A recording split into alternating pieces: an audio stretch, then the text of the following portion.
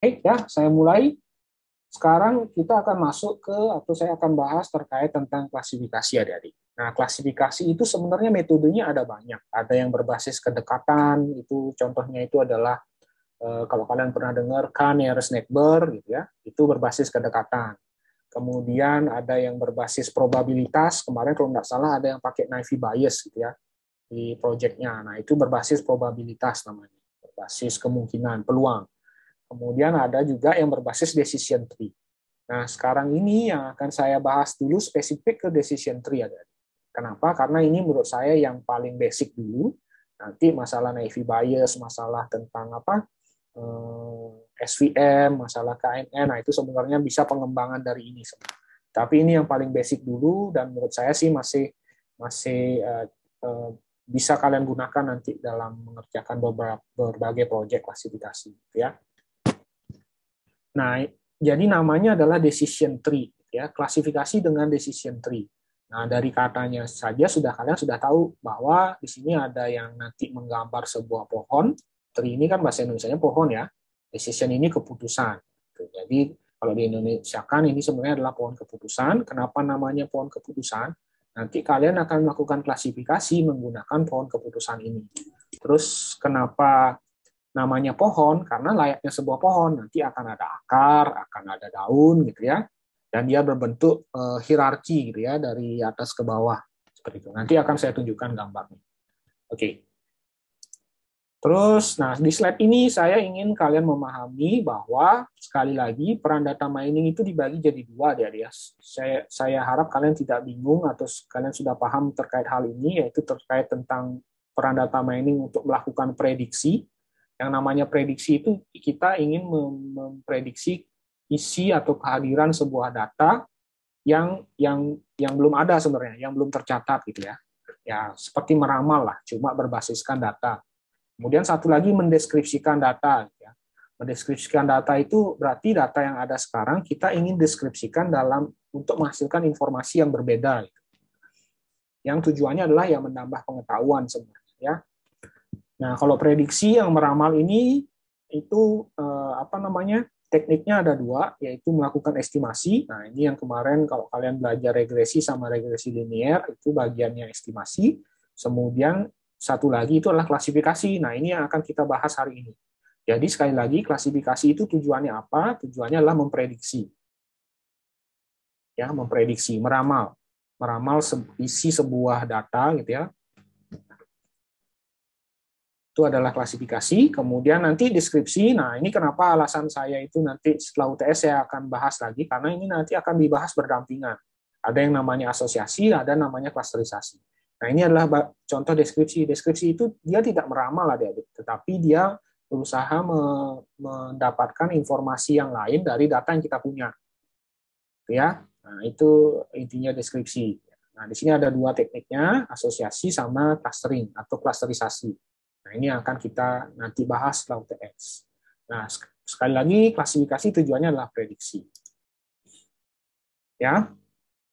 Nah, kemudian kemarin kalian berkali-kali mengucapkan kata ini, ya, training data, gitu ya.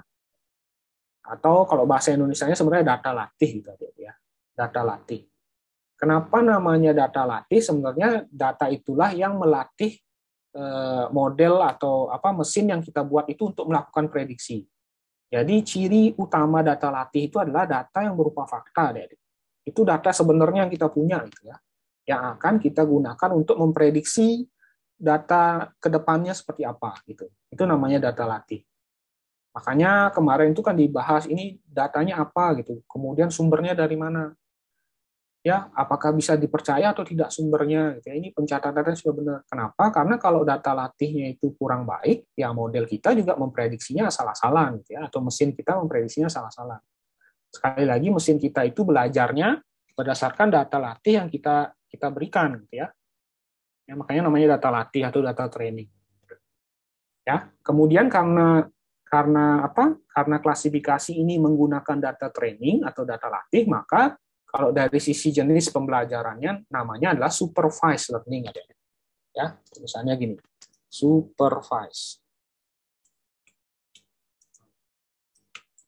Ya, kemarin kalau nggak salah juga disinggung ini, ada namanya supervised, ada yang namanya unsupervised. Kalau supervised itu adalah kita melakukan proses data mining itu dengan belajar dulu atau belajarnya dengan arahan gitu ya. Arahannya dari mana? Dari training data ini. Itu yang namanya supervised learning. Gitu. Ya. Jadi apa namanya? Di klasifikasi ini semua proses klasifikasi, nah saya cerita semua gitu ya, karena bukan hanya decision tree, termasuk tadi naive Bayes, kemudian SVM, KNN, itu pasti ada proses training. Ya, jadi kita ngajarin metode kita itu untuk memprediksi berdasarkan data fakta sekarang, untuk memprediksi data ke depannya seperti apa. Ya bisa dibayangin enggak? Ya, bisa dibayangkan enggak ya? Jadi kita ngasih data nih, mesin, tolong dong ini dipelajari nih data saya ini, kayak gimana pola-polanya, kayak gimana kemunculannya, keterkaitan dan sebagainya. Nah, setelah kita kasih data itu, nah tolong dong prediksi ini data ini kira-kira nanti ke depannya kayak gimana gitu dia. Itu dia. Ya. Seperti itu. Ya. Nah, di training data ini kita juga harus sudah melabeli mana yang namanya data prediktor gitu ya, atau data yang akan memprediksi, mana yang data yang diprediksi atau label datanya. Ya, oke. Nanti kita akan bahas lebih dalam itu. Menemukan model untuk kelas atribut sebagai fungsi nilai dari atribut lain. Nah, jadi prosesnya itu adalah bagaimana kita bisa membuat model untuk kelas atribut sebagai fungsi nilai dari atribut yang lain. Ya, di mana tujuannya adalah nilai kelas sebuah record yang belum diisi dapat diisi seakurat mungkin. Gitu. Ya. Nah, kemarin kalau nggak salah kalian saya bilang kalau ada istilah-istilah misalkan istilah kelas, istilah record, tolong tidak bingung gitu ya. Jadi kelas ini adalah nilai atribut yang akan diprediksi nilainya. Contoh, misalkan saya punya data pengiriman Grab gitu ya. Datanya itu adalah pertama jarak, pertama itu adalah jumlah lampu merah, kemudian yang ketiga adalah durasi pengiriman. Ya, saya tulis di sini supaya kalian nggak bingung. Saya punya data Grab, isinya itu adalah jarak rumah, kemudian jumlah lampu merah, gitu ya, jumlah traffic light, kemudian sama durasi pengiriman. Durasi pengiriman.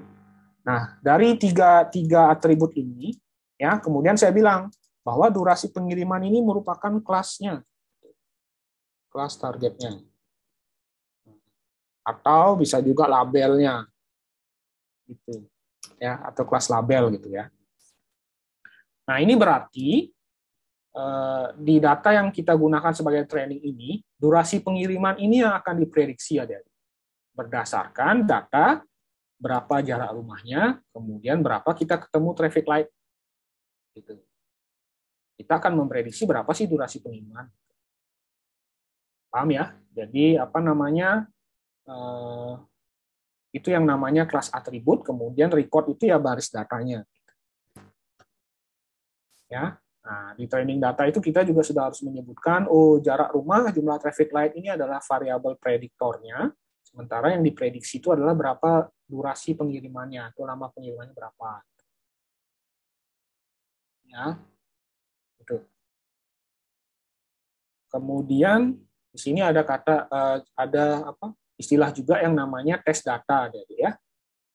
Jadi kalian punya training, punya tes data. Kemudian sekarang penjelasannya apa itu tes data? Tes data itu adalah sebenarnya data yang sudah berupa fakta.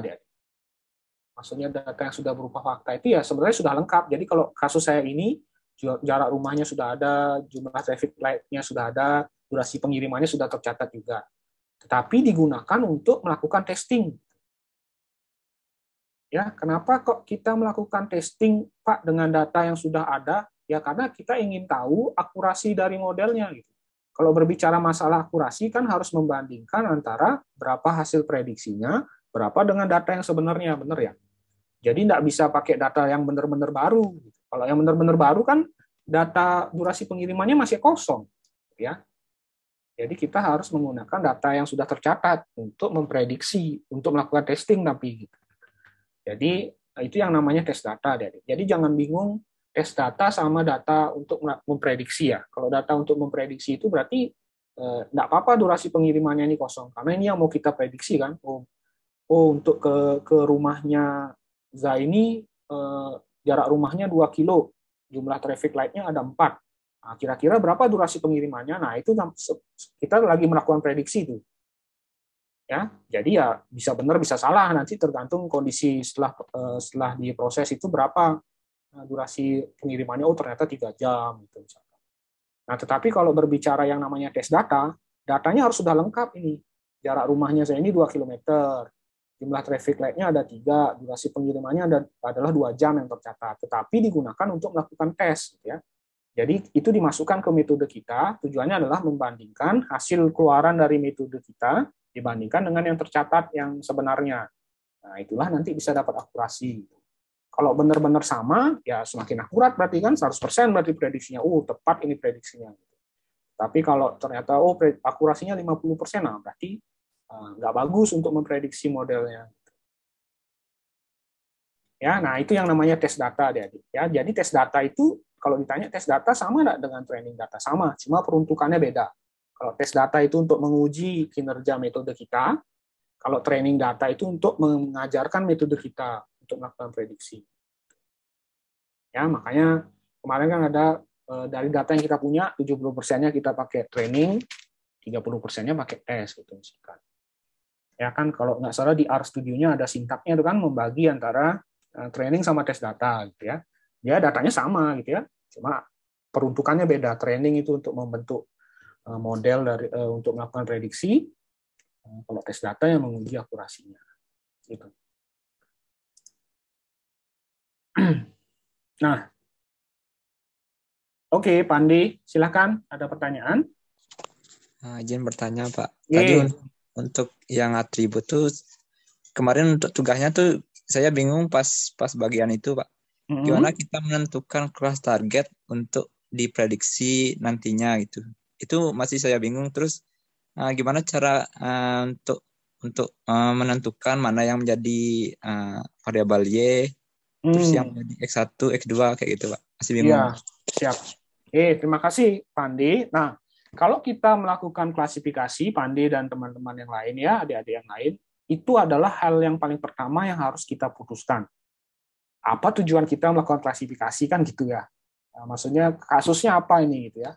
Ya itu otomatis itu yang akan menjadi variabel yang akan kita prediksi atau Y-nya kalau nggak salah ya. Jadi yang akan kita prediksi. Gitu. Jadi kan semua itu sebenarnya berbasis kasus gitu ya. Kita ngapain ngelakuin klasifikasi ini gitu ya. Misalkan seperti inilah. Saya ingin memprediksi durasi pengiriman barang di Grab gitu. Nah, berarti otomatis ini jadi Y-nya. Ya kan? Kasusnya apa kan gitu, kita mau prediksi apa nih kan gitu. Misalkan saya ingin memprediksi IPK mahasiswa prodi SI, ya berarti variabel yang diprediksi sudah tahu, yaitu IPK mahasiswa, benar ya, berbasis kasus kalau menentukan Y itu. Nah sekarang kendalanya adalah menentukan X-nya. Nah itu yang tantangannya. X itu kan variabel apa atau atribut apa yang bisa digunakan untuk memprediksi nilai itu, benar nggak? Misalkan contohnya tadi, saya ingin memprediksi IPK mahasiswa prodi SI, kemudian atribut yang saya gunakan untuk memprediksi adalah nama orang tua. Nah, apakah cocok apa enggak? Nah, menurut saya sih enggak cocok ya, dia masa baru namanya orang tuanya ada ketutnya, dia pasti IPK-nya di bawah 2, kan enggak mungkin kita bisa kayak gitu. Ya, nah, jadi kembali lagi semuanya itu berbasis kasus dan analisa kita di awal. Kalau itu kita tidak bisa tentukan di awal, ya kita nggak bisa melakukan klasifikasi, Pandi. Ya, jadi tergantung kasusnya nih. Misalkan kemarin kasus untuk tenggelamnya kapal Titanic gitu kok tenggelamnya. Tentang kapal Titanic gitu ya. Nah, apa yang mau diprediksi, kemudian harus ditentukan atribut apa yang bisa memprediksi itu. Ya. Nah, tetapi dalam prosesnya sebenarnya penentuan atribut yang bisa memprediksi itu juga kita bisa ukur berdasarkan akurasinya. Oh, ternyata kalau saya hilangkan atribut orang tua, ternyata akurasinya meningkat. Oh, ternyata atribut orang tua ini nggak cocok untuk untuk digunakan sebagai atribut untuk memprediksi. Nah, itulah perannya tes data ini, yang menguji akurasi metodenya. Itu. Ya, tetapi di awal ya itu harus difikskan dulu, Pandi. Ya, sekali lagi berbasis kasus. Kalau Pandi bilang bingung, ya saya tanya dulu yang Pandi kemarin prediksi, maunya prediksi apa gitu ya, atau mau klasifikasi apa gitu ya. Untuk yang kemarin kan saya pakai data Titanic. Di sana ada PC class, certificate, sec, X, sama apa lagi satu. Itu udah saya nentuin yang mana dipakai, itu masih bingung. Ya, itu data itu mewakili apa, Pandi, gitu maksud saya.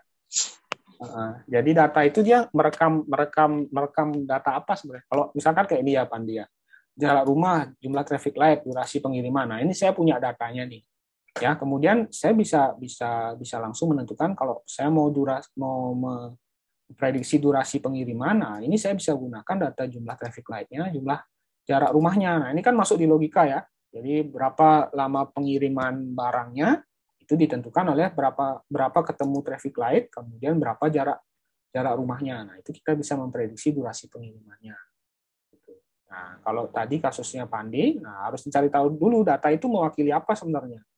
Gitu ya. Apakah jumlah penumpang selamat itu diwakili misalkan oleh jumlah skocinya atau berapa apanya lagi itu umurnya dan sebagainya. Nah, itu berarti bisa Pandi langsung tentukan, oh jumlah penumpang selamat ini adalah atribut yang kita prediksi nanti gitu ya. Kemudian yang lainnya itu merupakan atribut prediktornya. Jadi sekali lagi semuanya itu kembali ke contoh kasus yang kita angkat sebenarnya. Ya, paham ya? Semoga paham maksudnya.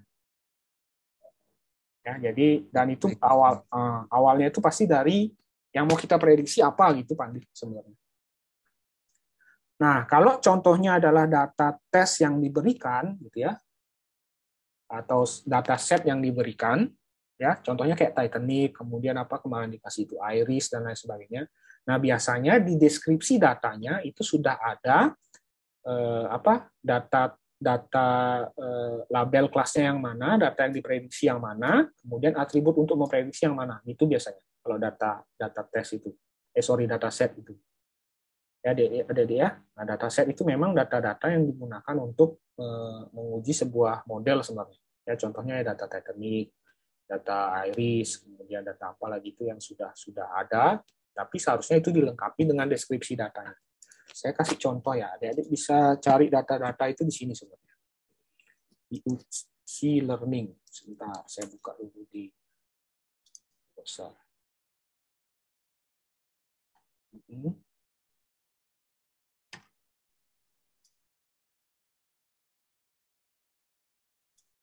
Nah, ini coba saya share ya. Nah, kalau kalian mau nyari, kemarin kan Pak Domu boleh diganti-ganti datanya. Nah, sebenarnya kalau mau dapat data yang pasti untuk klasifikasi gitu ya, nah, kalian bisa carinya di sini. Saya share. Nah, semoga sudah terlihat sekarang. Ya. Nah, ini adalah website UCI gitu ya, untuk Machine Learning Repository. Nah, ini isinya adalah data set semua, adik-adik. Data set itu adalah kumpulan data. Gitu ya. Kalian bisa klik ini. Nah, ini sudah ada nih. Data-datanya ada banyak sekali dan dia di sini sudah dikategorikan. Kalian mau data yang untuk clustering, mau untuk regresi, untuk klasifikasi, nah ini sudah ada datanya gitu ya. Kemudian mau tipenya apa? Kategorikal, numerik atau mix gitu ya. Oke, misalkan untuk klasifikasi. Nah, ini sudah sudah berupa dataset ya. Dataset itu adalah data yang sudah siap digunakan gitu ya. Digunakan biasanya untuk menguji metode atau model yang kalian buat. Ya. Misalkan ini data Abalon. Nah, Abalon. Nah, di sini sudah terlihat datanya, kemudian sudah dijelaskan gitu ya. Jadi apa saja ada datanya gitu ya. Kemudian tipe atributnya apa saja. Gitu. Nah, termasuk ini. Tadi seperti yang ditanyakan sama Pak Andi, Pak, ini kalau seperti ini datanya, data mana yang kita prediksi? Nah, ini sudah disampaikan sama dia. The number of ring is the value to predict. Jadi dia sudah ngasih tahu, ini adalah nilai yang untuk diprediksi berdasarkan data yang lain. Karena sekali lagi, kita harus tahu dulu, ini kasusnya data apa sih sebenarnya. Nah, makanya di sini dijelasin nih. datasetnya apa. Atau misalkan yang paling sederhana iris ya. Yang paling sering dipakai itu adalah iris. Nah, ini ada banyak sekali data. Nah, ini iris. Nah, dikasih tahu di sini. Ya, ini atribut information-nya apa gitu ya. Nah, ini kalau di iris sudah disebutkan ini adalah kelasnya. Iris setosa, iris versicolor, atau iris virginica. Jadi ini adalah yang nanti akan kita prediksi, yaitu bunga yang jenisnya iris setosa, iris versicolor, atau iris virginica berdasarkan ukuran sepalnya, kemudian tebal sepalnya gitu ya, panjang dan tebal gitu ya. Petalnya juga berapa ukurannya. Nah, itu untuk memprediksi ini termasuk kelas bunga apa. Gitu. Nah, biasanya kalau atribut data yang sudah tersedia, Pandi ya sudah harus lengkap sama ininya. Jadi mana yang kita gunakan sebagai atribut yang akan diprediksi, mana atribut yang akan memprediksi.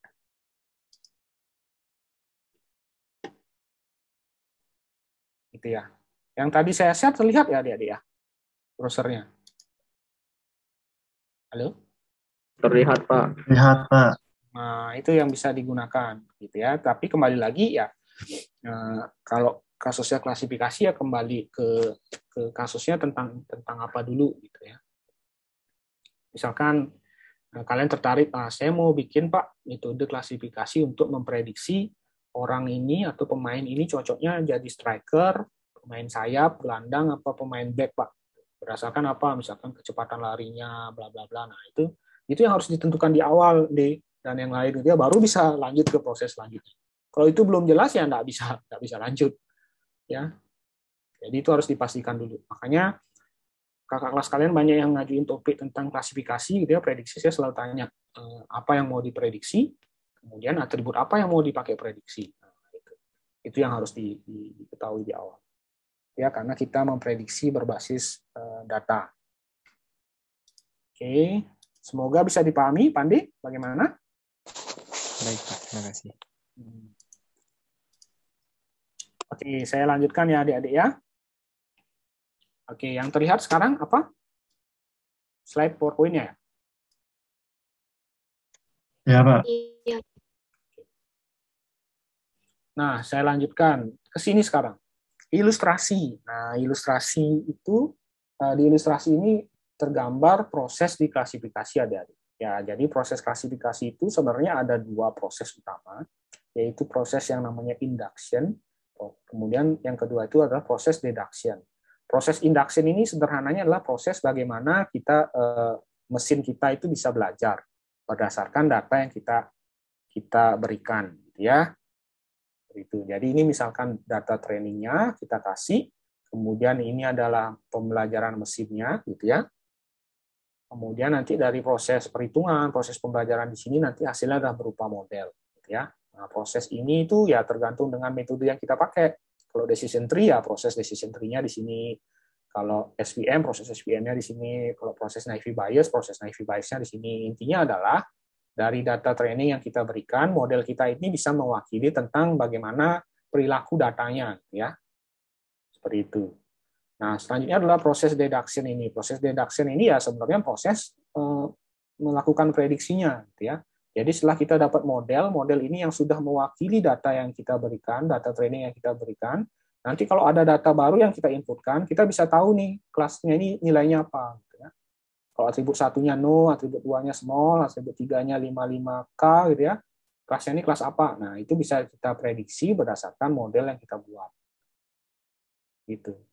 Pak, model kita kok bisa tahu, Pak ya? Ya karena kita sudah suruh belajar dengan pengalaman sebelumnya, data-data yang kita peroleh gitu. Ya, untuk memprediksi data selanjutnya yang kita belum tahu. Nah, itu konsepnya.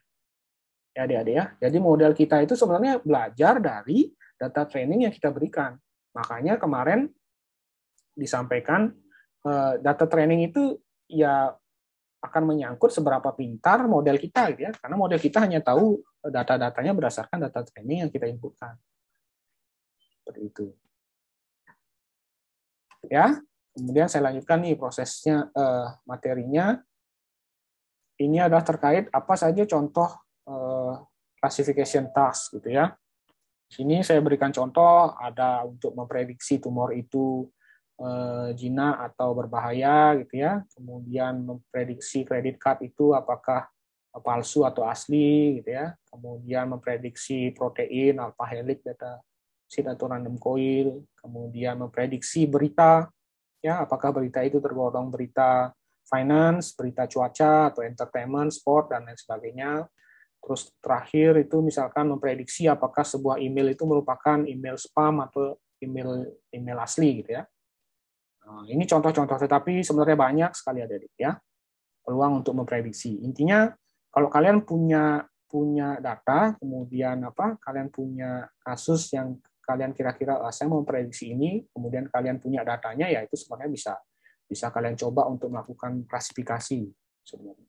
Ya, yang susah itu kan kita mau memprediksi tapi kita nggak tahu datanya, nggak punya data untuk mendukungnya, gitu ya. Nah, misalkan saya mau memprediksi siapa jodohnya Rama. Nah, data dukungnya apa? Kalau ada, oke, bisa diprediksi. Tapi kalau nggak ada, ya nggak bisa diprediksi. Sekali lagi kan, data mining ini memprediksinya berbasis data. Misalkan memprediksi jodoh seseorang, Pak, bisa apa enggak, Pak? Ya, saya selalu tanya, datanya mau prediksi pakai data apa? Apa bisa IPK itu menentukan jodoh seseorang? Gitu, misalkan. Kan nggak bisa. Nah, berarti nggak punya datanya. Ya, kembali lagi, semua itu bergantung dari bagaimana datanya, kemudian kasusnya seperti apa. Oke, kemudian ini teknik klasifikasi, tadi sempat saya singgung di awal, gitu ya, ada banyak sekali teknik klasifikasi, ya, bahkan sampai yang terbaru itu adalah menggunakan metode deep learning. Jadi kalau pernah dengar deep learning, gitu ya, ada yang namanya CNN, nah itu ya sebenarnya tujuannya sama, mengklasifikasi. Kemudian prosesnya seperti apa ya? Sebenarnya seperti ini ada. Yang berbeda itu di sini, ya. Bagaimana kita membelajarkan mesin, ya itu yang metode-metode itu yang lakukan. Tetapi masalah training, tes itu sama aja. Ya, sekarang kita fokus ke decision tree ya, metodenya. Tolong disimak baik-baik. Decision tree, pohon keputusan, adalah prosedur penalaran untuk mendapatkan jawaban dari masalah yang diberikan. Pohon yang dibentuk tidak selalu berupa pohon biner. Pohon biner itu adalah maksudnya pohon yang cabangnya itu 2. Jadi bisa lebih dari 2. Ya. Sip. Nah, jadi contohnya seperti ini. Trading data kita masukkan ke sini. Ini kalau nggak salah data terkait tentang apakah seseorang itu akan menipu atau enggak gitu ya. Cheat ini kan menipu apa ya? Cheat itu bahasa Indonesia tepatnya apa ya? Nah, saya cari istilah yang lebih bisa kalian pahami. Menipu sih ya, cheating gitu. Selingkuh, Pak. Oh, selingkuh? Ya, tapi untuk kasus ini sih menipu kayaknya nih, ya. Menipu berdasarkan data Ivan ini bahasa tepatnya. Apakah dia mengembalikan dana, kemudian status pernikahannya, apakah dia single, married, menikah, single, ataukah sudah bercerai gitu ya. Kemudian berapa pajak penghasilannya, gitu ya. Kemudian apakah dia menipu atau enggak. Misalkan kita punya data ini untuk memprediksi apakah seseorang itu mungkin menipu atau enggak. Misalkan tujuannya adalah terkait pemberian kredit gitu ya. Jadi ini ada perusahaan bank, dia mau memberikan kredit ke seseorang, dia harus memprediksi orang ini kira-kira akan menipu atau enggak kalau saya berikan kredit gitu ya. Kemudian dia punya data sebelumnya seperti ini ya. Jadi kalau dia melakukan refund, pengembalian dananya oke, kemudian statusnya ternyata single, kemudian pajak penghasilannya itu 125K, ternyata dia tidak menipu. Ini data-data sebelumnya nih, data yang dia catat gitu ya. Kemudian ini nanti digunakan untuk memprediksi. Nah, dengan dengan pendekatan decision tree, nanti hasilnya itu seperti ini ada. Kalau kalian ingat waktu project kemarin saya tanya, ini bentuk decision tree-nya seperti apa? Kenapa? Karena dari bentuk ini baru sebenarnya kalian bisa paham seperti apa prosesnya. Ya, dari data ini diubah seperti ini. Ya, kemudian cara bacanya gimana? Di sini, kalau dia refund-nya yes, pasti dia tidak menipu. No. Coba kalian cocokkan dengan di sini. Benar nggak? Kalau dia refund-nya yes, dia pasti no. Benar nggak? Di sini yes, no. Di sini yes, no. Di sini yes, no. Udah ya, yesnya ada 3 ya, 1, 2, 3. Ya. Adik-adik, kursor saya terlihat nggak adik-adik? Terlihat, Pak. Terlihat. Nah, itu bacanya ya, dia dan yang lain tadi ya. Kalau dia refund, kemudian refundnya dia yes, maka pasti prediksinya dia cheat atau tidak itu no. Pak, ini dari mana? Ya dari data ini. Sekali lagi, model kita itu belajarnya dari data training kita, gitu ya, adik-adik ya. Jadi dia hanya belajar berdasarkan data yang kita berikan, dan itu berupa data training. Paham ya adik-adik ya? Refund yes, maka dia no. Ya. Kemudian kalau dia refundnya no, apakah dia cheat atau enggak? Ternyata kalau dari pohon yang kita hasilkan ini, saya ngajarin baca pohon dulu ini. Kalau dia refundnya no, kemudian apakah hasil prediksinya dia cheat atau ya atau tidak, itu ternyata kalau dari pohon ini dia belum tahu. Harus dilihat dari status perkawinannya, martial statusnya. Di sini ya. Kalau dia refundnya no, kemudian martial statusnya merit, baru dia no gitu. Itu bacanya ini. Ya. Jadi kalau dia refundnya no, kemudian marital statusnya itu adalah merit, nah baru dia no. Coba aja kalian lihat di data ini. Kalau refundnya no, kemudian dia marital statusnya dia merit, baru dia no. Ya, mana lagi yang no ya? Nah, nih, no. Nomor 6, no. Kemudian marital statusnya dia nikah, merit, nah, baru dia cheat-nya no. Ya. Seperti itu. Nah, kemudian kalau dia refund-nya no, marital statusnya itu selain merit, ada single sama divorce, dia kira-kira cheat apa enggak? Nah, ternyata enggak bisa ditentukan. Harus dilihat lagi tax income-nya berapa gitu ya, pajak penghasilannya berapa. Kalau dia kurang dari 80K baru dia no. Kalau dia lebih dari 80K malah yes. Nah, ini yang berbahaya. Dia kemungkinan cheating. Karena pajak penghasilannya besar sekali. Gitu. Ya, adik-adik ya. Nah, dari data ini itu bisa menghasilkan pohon keputusan seperti ini. Nah, pohon keputusan inilah yang akan digunakan untuk memprediksi data selanjutnya. Seperti itu. Ya. Nah, itu tadi tahapan ini adik-adik. Tahapan learn model. Nah, sekarang tahapan meng-apply model. Nah, kalau kalian lihat tahapannya gini. Tes data nih. Kalau refundnya no, marital statusnya merit, taxable income-nya 80K, kira-kira cheat apa enggak? Nah, coba kalian. Kira-kira cheat apa enggak? Coba raise hand. Ayo, ada yang tahu? Kalau dia refundnya no, marital statusnya merit, taxable income-nya 80K, dia cheat apa enggak? Yes apa no nih jawabannya? Oke, sudah ada yang raise hand. Siapa ini? Coba, Komang sudah sering, Mira sudah sering, Wahyu, Eka, Frida. Oke, Wahyu deh. Oke, Wahyu silakan. Wahyu Rudiarta. Masih mute? Oke, halo, halo. Nggak kedengeran, you?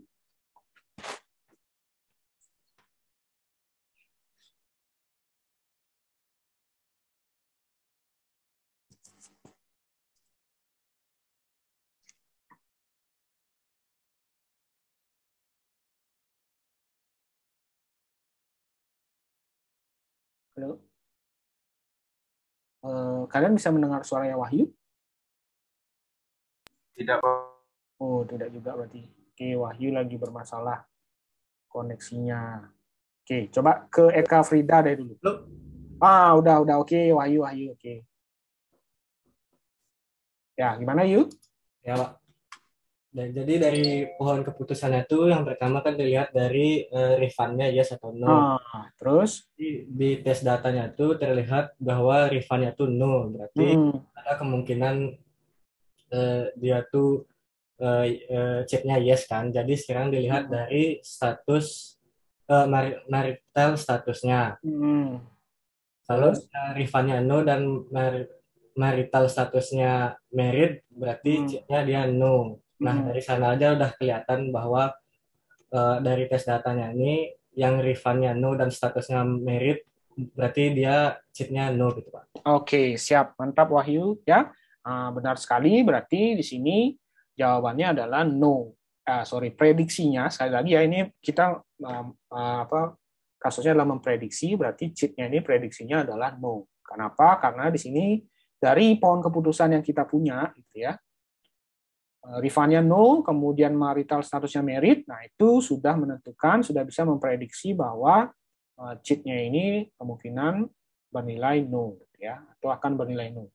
Jadi kemungkinan dia akan tidak melakukan cheat atau menipu, gitu ya.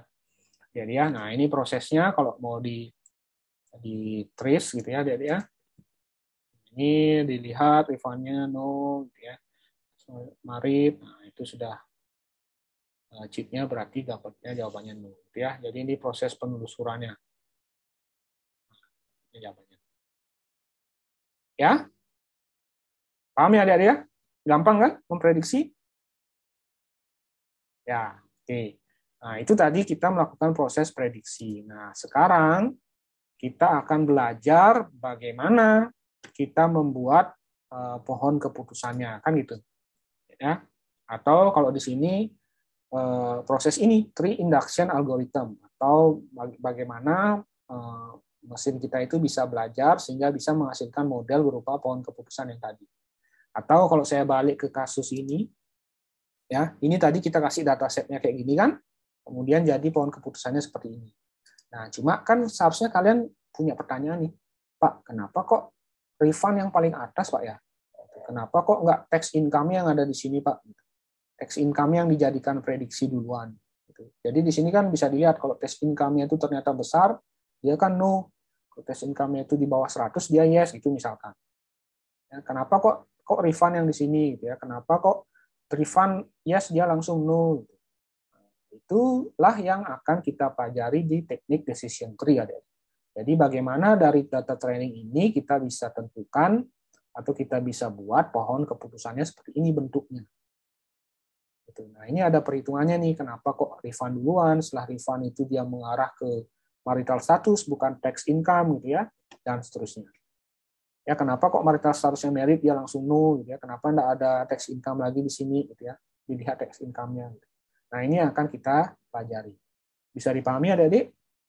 Jadi, proses metodenya itu sebenarnya bagaimana dari sini, training data bisa membuat decision tree ini. Sampai di sini ada pertanyaan enggak kira-kira? Semoga bisa dipahami ya. Ada pertanyaan? Oke. Kalau enggak ada, baru kita akan masuk ke yang agak rumit sekarang. Itu adalah bagaimana, nah ini, dari sini menghasilkan ini. Kok enggak seperti ini bentuknya, Pak? Ini kan sama juga decision tree ini. Tapi yang awalnya adalah marital status. Gitu ya. Nah, itu ada beberapa metode. Nah, ini beberapa metode yang termasuk metode tree induction algorithm yang membentuk pohon keputusan. Beberapa teknik ada Hans algorithm, ada chart, ada ID tree, C4.5, kemudian ada slick, ada sprint. Nah, yang akan kita pelajari itu yang ini. C4.5. Itu adalah metode untuk membuat pohon keputusan. Ya. Metode untuk menghasilkan pohon keputusan. Oke, sekarang saya masuk ke prosesnya. Ya, tree induction issue atau permasalahan di tree induction yang harus kita selesaikan itu adalah pertama itu memilih best splitting attribute atau memilih splitting attribute yang terbaik. Kalau contoh yang tadi, yang ini, best splitting attribute-nya yang mana? Yaitu refund ini. Ya, kenapa namanya best splitting attribute adik-adik? Karena kalau cukup kita tahu refund-nya yes, dia sudah bisa memprediksi no. Ya nggak? Dan refund itu adalah atribut pertama yang harus kita cek. Itu namanya best splitting attribute. Ya, dibandingkan sama marital status sama tax income. Kalau tax income kan kita belakangan cek, paling belakang bahkan dia. Kalau udah marital statusnya single atau divorce, baru kita cek berapa pajak penghasilannya, gitu ya, tax income-nya gitu. Ya, kalau marital status juga sama, kita harus pastikan dulu refund-nya no, baru kita cek dia marital statusnya itu merit atau yang lain. Kalau dia merit ya baru kita bisa ramal dia tidak melakukan cheat gitu. Paham ya? Jadi best splitting attribute-nya di sini adalah refund. Ya, selanjutnya itu yang mana? Marital status berarti. Ya, Yang terakhir itu adalah tax income. Paham ya adik-adik ya? Yang paham enggak? Ini kalau enggak paham berabe nih. Maksudnya semakin ke belakang semakin bingung. Paham? Oke, Anissa udah paham ya?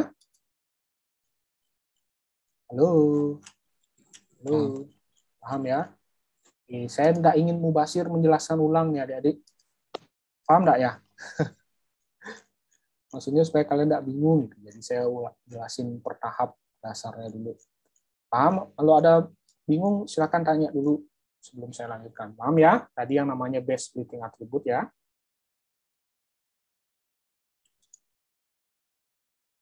Oke deh, saya nggak paham deh. Ya, semoga paham. Saya lanjutkan. Kemudian isu yang kedua adalah menentukan kondisi atribut tes. Nah, kondisi atribut tes itu adalah yang namanya ini adik-adik. Nah, contohnya. Nah, ini atribut tes itu adalah ini yes, no. Nah, itu. Ya, kalau yes ini kenapa kok bisa no langsung? Kalau no ini kenapa kok harus cek dia? Kenapa kok nggak langsung yes saja dia, Pak? Itu yang namanya kondisi atribut tes. Ya, ini kan ada yes, no. Kalau yes dia bisa langsung memprediksi no, ya. Tapi kalau dia refund-nya ini no, dia nggak bisa langsung ngomong. Ini mungkin cheating, tetapi harus dicek lagi kualitas statusnya. Nah, kenapa kok bisa kayak gini? Nah, itu yang jadi isu yang kedua ini. Ya, nah nanti makanya dua proses ini yang akan menjadi proses inti dari tree induction ini. Bagaimana memilih atributnya, bagaimana menentukan kondisi atribut tesnya. Gitu. Ya, sekarang baru masuk ke contoh soalnya. Nah, saya tipe yang menjelaskan dari contoh adik-adik. Ya, jadi saya enggak menjelasin rumusnya kayak gini, kemudian baru kalau digunain kayak gini. Jadi saya langsung masuk ke contoh soalnya, nanti rumusnya akan masuk ke dalam contoh soal ini. Nah, sekali lagi, kalau kalian ingin melakukan prediksi harus paham dulu terhadap datanya. Seperti yang tadi ditanyakan oleh Pandi, saya, Pak ini yang saya mau prediksi yang mana? Nah, saya punya data 14 adik-adik. Ya, ini adalah data training. Paham ya? Ini adalah data training yang akan saya gunakan untuk membuat tree-nya. Ya, saya punya 14 data. Ini adalah data training. Kemudian dari 14 data ini ada berapa atribut? Ada berapa? Silakan open mic. 5. Ada? 5. Ada 5 atribut, benar. Yaitu atribut cuaca, temperatur, kelembaban, berangin. Nah, ini beranginnya masih bahasa Inggris ya. Berangin itu ada anginnya apa enggak? Kalau enggak ada false, kalau ada true gitu ya. Berangin sama bermain.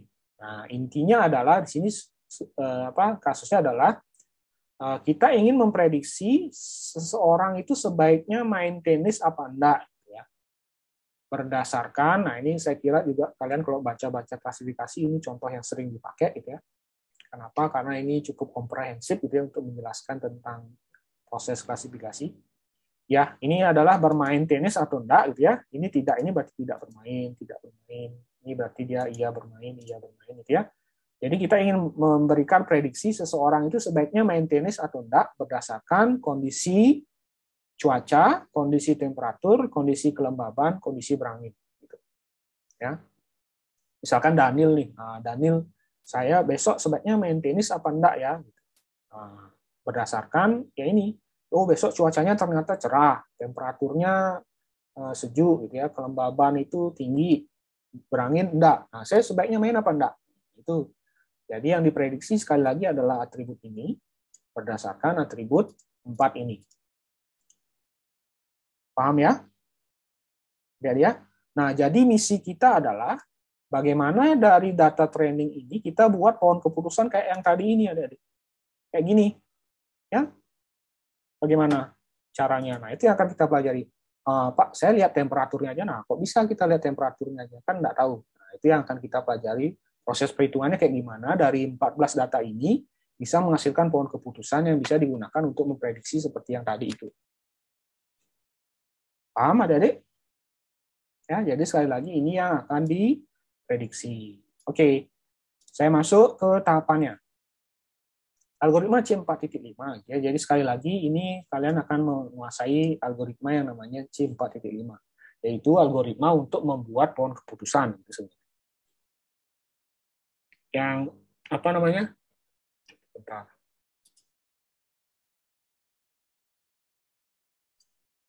Ya, prosesnya adalah seperti ini, ya. Memilih atribut sebagai akar, kemudian cabang untuk tiap nilai, bagi kasus dalam cabang, ulangi prosesnya untuk setiap cabang, sampai kasus pada cabang memiliki kelas yang sama, atau sudah sampai ke pohon keputusannya. Saya langsung kasih contohnya saja, ya. Jadi prosesnya ada 4 ini sebenarnya, ya. Jadi intinya adalah memilih atributnya, bagaimana yang jadi akar, dan seterusnya, gitu ya. Kemudian cabangnya seperti apa, kemudian membagi kasus dalam cabang, kemudian ulangi proses untuk setiap cabang. Saya langsung masuk ke perhitungannya. Nah, udah mulai masuk rumus nih, adik-adik. Ya, sudah siap air? Oke. Tapi kita sudah punya kalkulator, gitu ya, punya Excel, silahkan nanti itu kalian manfaatkan. Saya tidak minta kalian hitung manual nih, sigma, gitu ya. Nanti kemudian ada apa lagi nih, log. Nah, coba turunkan log 2. Nah, kita tidak sedang belajar matematika ya. Nanti pakai apa? Pakai formula di Excel, pakai kalkulator, silakan. Ya. Mana nih? Nah, jadi untuk memilih atribut sebagai akar didasarkan pada kita punya ukuran yang namanya gain. Kalau nggak salah kemarin sempat disinggung nggak ya waktu di R itu? Karena sempat dikenalkan istilah gain ini nggak? Gain rasio. Pernah dikenalkan aja. Nah, ini penting. Ukuran gain tertinggi dari atribut yang ada. Untuk menghitung gain digunakan rumus. Ya, gain SA, S ini adalah himpunan kasusnya, A ini adalah atributnya, itu ya, merupakan hasil dari pengurangan ya entropi S dikurangi dengan entropi total. S itu adalah himpunan kasus kan. Entropi total dikurangi sigma bla bla bla seterusnya. Ya. Jadi sigma SI per S entropi SI. Ya, bentar. Ini tidak seserem rumusnya kok. Nanti saya jelaskan perhitungannya. Ya. Nah, ini entropi S dikurangi sigma dari SI per S dikalikan dengan entropi SI. Gitu. Ya. Nah, ini adalah cara menghitung gain-nya. Tapi yang harus kalian pahami pertama bahwa ini adik-adik ya, atribut sebagai akar didasarkan pada gain tertinggi. Ini yang saya merahin ini. Jadi intinya adalah nanti semua atribut ini, cuaca, temperatur, kelembaban, berangin, ini akan punya nilai gain. Kemudian yang mana kita akan pilih duluan, seperti layaknya tadi ini, seperti layaknya Rifan ini kok Rifan yang paling atas Pak ya? Nah itu sebenarnya alasannya adalah karena nilai gain Rifan itu adalah yang tertinggi gitu dibandingkan dengan yang lainnya. Sekali lagi nanti setiap atribut itu punya nilai gain ya. Sekarang ini contoh kasus ini, cuaca punya gain, temperatur punya gain nanti, kelembaban punya gain, berangin punya gain. Kemudian kalau ternyata temperatur ini gainnya yang paling tinggi, ya udah temperatur ini kita pilih sebagai yang pertama akarnya. Ya, nah itu dulu kalian pahami nih, belum masuk ke perhitungannya. Yang jelas nanti yang gain tertinggi itu akan dipilih sebagai node akarnya, ya. Oke, nah kemudian di sini sebenarnya kalian sudah punya istilah baru lagi yang namanya entropi. Ya enggak? Di sini ada gain itu ditentukan oleh entropi S, kemudian juga oleh entropi SI gitu ya. Ya, entropi S ini adalah total data, kalau entropi SI ini adalah entropi kasus dalam S. Oke, sebentar saya kasih contohnya, kalian pasti akan paham. Kemudian bagaimana cara menghitung entropi? Nah, entropi dapat dilihat dari persamaan seperti ini, sebagai berikut ya. Ada entropi S, itu bisa dicari dengan sigma dari 1 sampai dengan N itu adalah jumlah partisinya atau jumlah datanya sebenarnya, minus PI dikali log 2 PI. PI itu apa? Proporsi dari SI terhadap S. ya dari SI per S itu sebenarnya PI itu. Ya, oke. Jangan dihiraukan dulu rumusnya, ya. Sebentar akan lebih dimengerti. Cukup kalian tahu bahwa kalau gain itu perlu entropi. Kemudian untuk entropi ada rumusnya, ada log 2 PI-nya. Paham? Adik-adik ya? Itu dulu. Yang kalian ingat nih rumusnya nggak usah terlalu dipusingkan dulu, ya. Nanti kalau kalian ketakutan sama rumusnya, bingung. Ya, gain ada entropi, gitu ya. Oke. Kemudian bagaimana cara menghitung entropi? Itu adalah menghitung jumlah kasus yang untuk keputusan iya, jumlah kasus untuk keputusan kasus tidak. Ini maksudnya adalah jumlah kasus untuk yang prediksinya itu iya bermain tenis, jumlah kasus untuk yang tidak bermain tenis prediksinya. Ya, entropi dari semua kasus dan kasus dibagi menjadi atribut cuaca, temperatur, kelembaban, dan berangin. Kemudian ini keywordnya, entropi ada pada setiap nilai pada masing-masing atribut, sementara gain itu ada pada setiap atribut. Nah, kalau ini saya kira tadi kalian sudah dapat penjelasan dari saya. Gain itu ada pada setiap atribut. Paham ya? Gain, sekali lagi, gain itu ada pada setiap atribut. Jadi yang punya gain itu adalah cuaca, temperatur, kelembaban, berangin. Itu punya gain. Paham? Ya? Kemudian kalau entropi ada pada setiap nilai pada masing-masing atribut. Nah, berarti cuaca, dia punya entropi cerah, punya entropi berawan, punya entropi hujan. Paham? Kenapa? Karena kemungkinan nilai untuk cuaca itu ada 3, cerah, berawan, hujan. Kan? Cuma ini aja kan? Dari 14 itu kan cuma ada 3 kemungkinan nilai. Benar? Ya, jadi cuaca ini akan punya entropi cerah, entropi berawan, entropi hujan. Oke, saya tanya, kalau kelembaban dia punya entropi apa aja?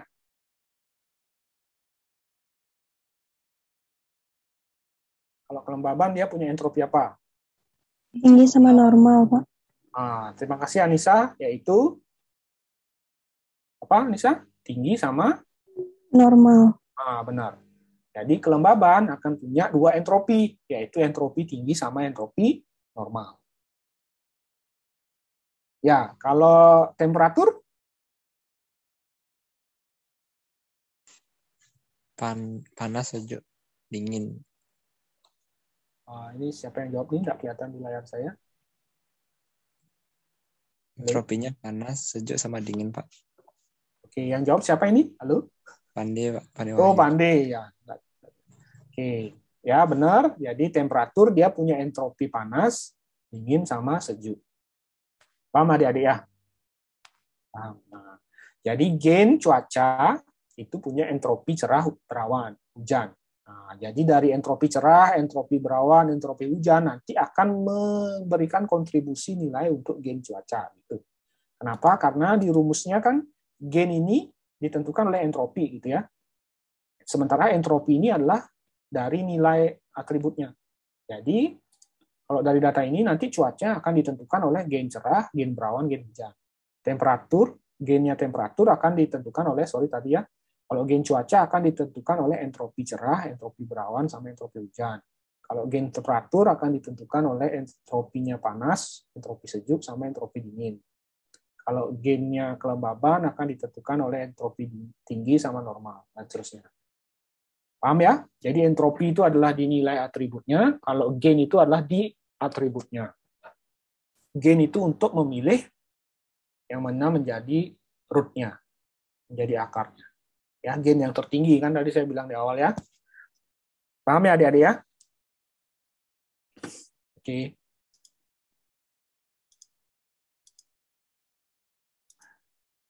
Entropi sudah.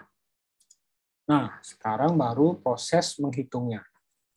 Ini saya buat seperti tabel seperti ini, tujuannya adalah untuk memudahkan kalian memahami gitu ya. Proses menghitungnya.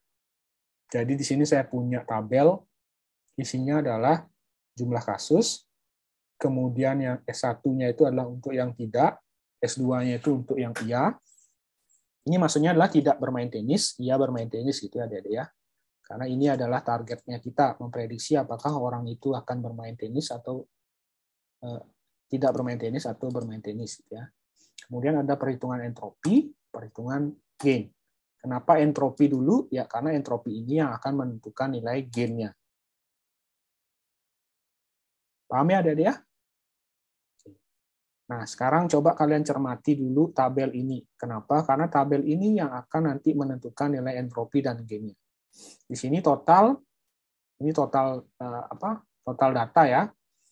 Proses pertama total data, jumlah kasusnya ada 14. Paham di mana dapat sebentar deh. Saya coba seperti ini, semoga kalian lebih mudah melihat. Saya share dua slideshow. 2 PPT.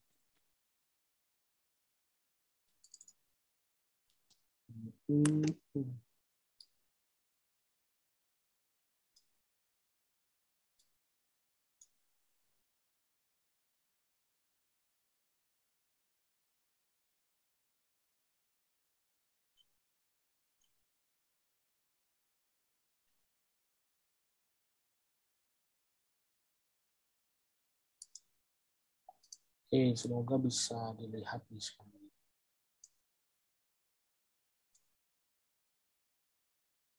Saya perbesar sedikit.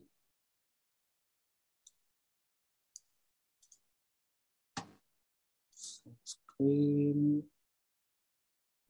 desktop berapa? Desktop 2.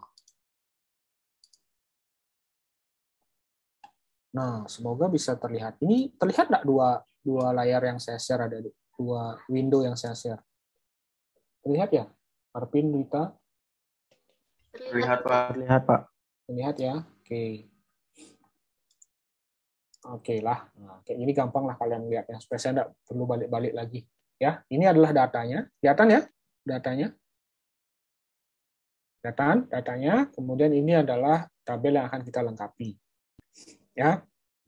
Kemudian di sini kalau kalian lihat jumlah kasus ada 14. Di sini 14. Benar ya adik-adik ya? Paham ya? Jumlah kasus 14. Ya, kemudian tidaknya ada 4. Jadi kalian tinggal hitung aja tidaknya adalah di 1, 2, terus ada di 8 sama ada di 14. Benar ya? Jadi jumlahnya adalah 4. Kemudian ya sisanya 10 berarti kan itu adalah pasti iya karena kemungkinan nilainya kan tidak bermain sama iya. Paham ya adik-adik ya? Kemudian coba kalian lihat ini, berawan.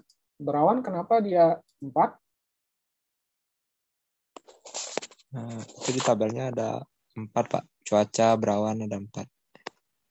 Oke, di tabelnya ada 4, gitu ya. Mana dia? Cuaca. Kemudian ada di baris mana saja? Nomor 3, baris 3, 7, 12, 13. Kemudian di sini kenapa 04? Karena untuk bermainnya tidak ada itu di atribut bermainnya untuk berawan tuh nggak ada tidak, Pak. Oke, benar. Tadi kan sudah ditentukan ya, ini berawan ada di baris 3, baris 7, baris 12, dan baris 13. Ada 4 kan? Nah, dari keempat baris ini, kalian bisa lihat di bermainnya, ternyata untuk yang berawan ini ya, ini berawan, ini juga iya. Berawan ini ya, berawan ini iya. Jadi keempat-empatnya dia ternyata jawabannya iya. Sehingga di sini tidaknya itu 0, keempatnya iya. Seperti itu ya. Yang lain semoga paham ya. Coba yang cerah ini ada yang bisa jelasin ke saya enggak? Kenapa jumlah kasusnya 5, tidaknya 3, iyanya 2? Coba raise hand.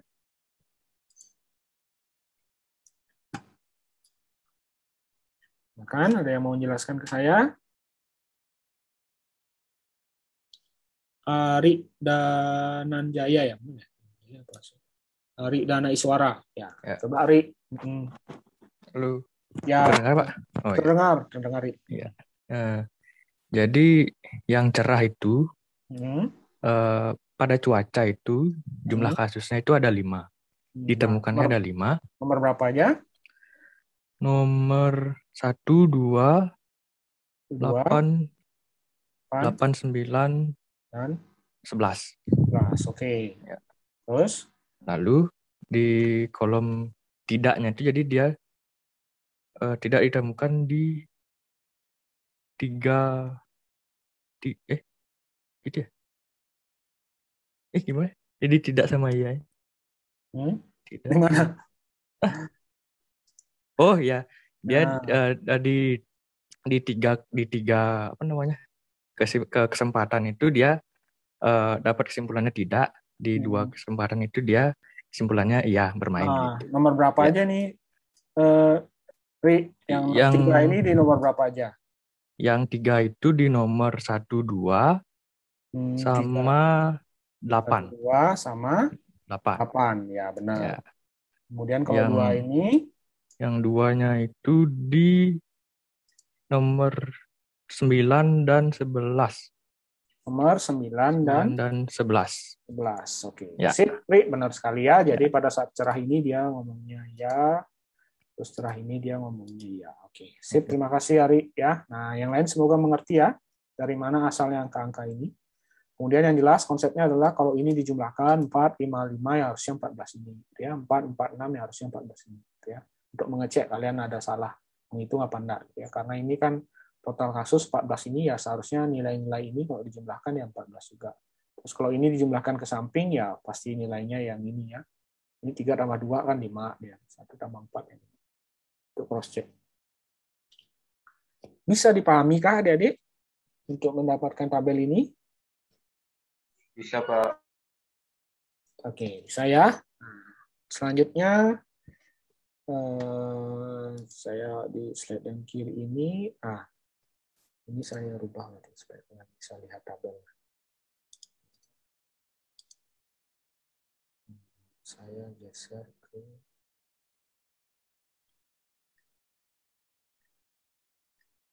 Oke.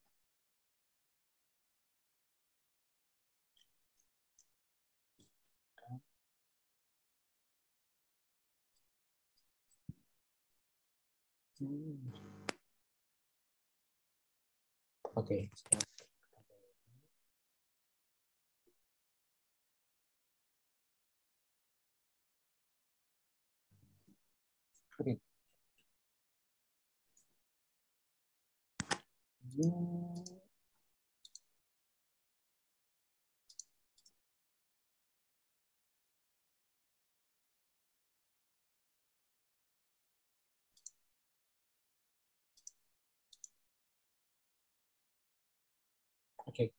Nah, selanjutnya adalah kita akan menghitung nilai entropinya dari. Ya, kalau sesuai dengan rumus yang tadi di apa namanya? Di sini. Jadi sebenarnya tujuannya adalah mencari gain. Cuma karena gain ini ditentukan oleh entropi, ya kita harus awali dengan mencari entropi. Dan kalau kalian lihat ini, gainnya itu gain untuk sebuah atribut ditentukan oleh entropi total dikurangi dengan sigma entropi untuk setiap nilai di atribut tersebut gitu sebenarnya. Ya, contoh, untuk menghitung nilai entropi cuaca, maka kita perlu nilai entropi total dikurangi dengan nilai entropi berawan, entropi hujan, entropi cerah gitu ya. Ya, jadi sekali lagi kita harus mencari berarti entropi total berapa, entropi berawan berapa, entropi hujan berapa, entropi cerah berapa. Ya, nah proses sekarang menghitungnya karena ini datanya sudah lengkap, nah seharusnya proses menghitungnya lebih mudah. Nah, pertama untuk entropi total, baris total dari kolom entropi dihitung dengan persamaan. Nah, ini rumus entropi nih yang tadi kalian sudah lihat, sigma I1 I sama dengan 1 sampai N min PI kali log 2 PI. Nah, kalau dijabarkan apa namanya persamaan ini, itu akan nilainya bisa kita masukkan seperti ini. Minus 4/14, jadi sekali lagi PI ini adalah proporsi dari nilai iya per dari total kasus dan juga nilai tidak per total kasus gitu ya. Ini min 4/14 kali log 2 4/14. 4-nya ini dapatnya dari mana? Dari sini. Tidak ini. Ya, ini 4/14 kali log 2 4/14 ditambah ya karena ini sigma kan ditambah ya minus PI-nya itu 10/14. 10-nya dapatnya dari mana? Dari sini. Yang iya kan 10/14 dikali log 2 10/14. Ini pasti sama nih 4/14 4/14. Kemudian yang kedua ini 10/14, ya ini log 2-nya juga sama 10/14. Itu sederhana yang saya menghafal. Ya, jadi proporsi dari PI ini adalah proporsi dari kasus yang tidak dan juga kasus yang iya dengan total jumlah kasus. Paham ya? Masukkan ke rumus. Kalau cara menghitung ini kalian bisa pakai kalkulator aja. Gitu ya, cara log 2 4 per 14 berapa, Pak? Nah, silahkan bisa dihitung di kalkulator atau pakai Excel juga boleh. Ya, yang jelas hasilnya adalah 0,86 sekian sekian sekian. Ya, nah yang harus kalian paham itu adalah bagaimana memasukkannya ini. Ya, minus 4 per 14, sekali lagi 4-nya itu datangnya dari mana? Dari yang tidak bermain. Ya, kali log 2 4 per 14. Ya, kemudian yang ianya itu adalah 10 per 14 gitu ya. Ini 10 per 14.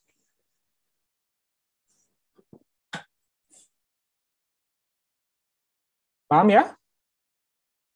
Cara mencari entropi total. Sekarang saya tanya, nah, dari contoh entropi total, kalau seandainya mencari entropi berawan, caranya gimana, adik-adik?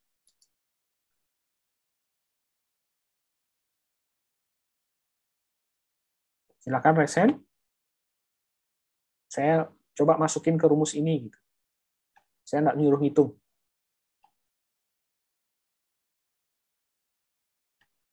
Tapi Anissa yang lain? Sama yang lain?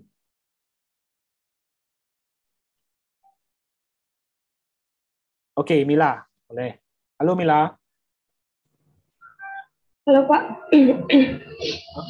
Oke. Nah, gimana berarti kira-kira rumusnya, Mila, kalau menghitung entropi berawan? Oke.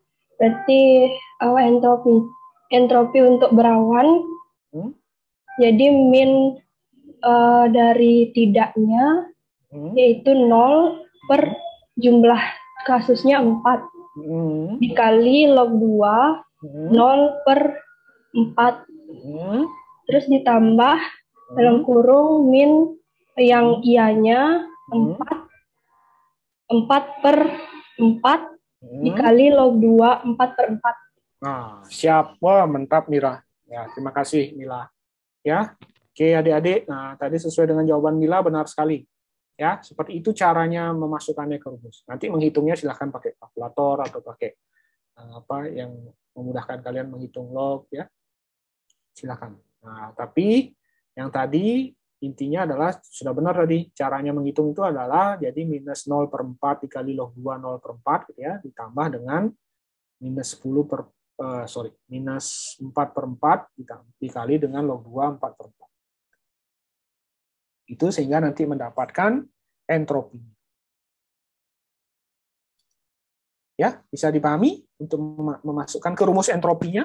Ya, kalau caranya menghitung saya nggak jelasin lah gimana cara menghitung ini, nanti silakan kalian bisa pakai kalkulator dan sebagainya. Ya, nah ini kemudian hasilnya akan seperti ini ada.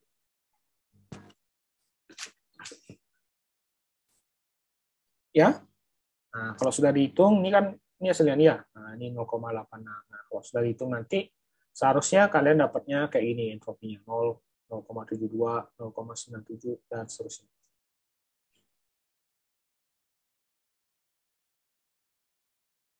Oke, nah kemudian kalau melihat data ini, saya punya tips untuk kalian supaya kalian cepat menghitungnya nanti. Kalau nilai tidak atau iya-nya itu atau nanti nilai keputusan kalian itu ada nolnya, maka nilai entropinya pasti nol.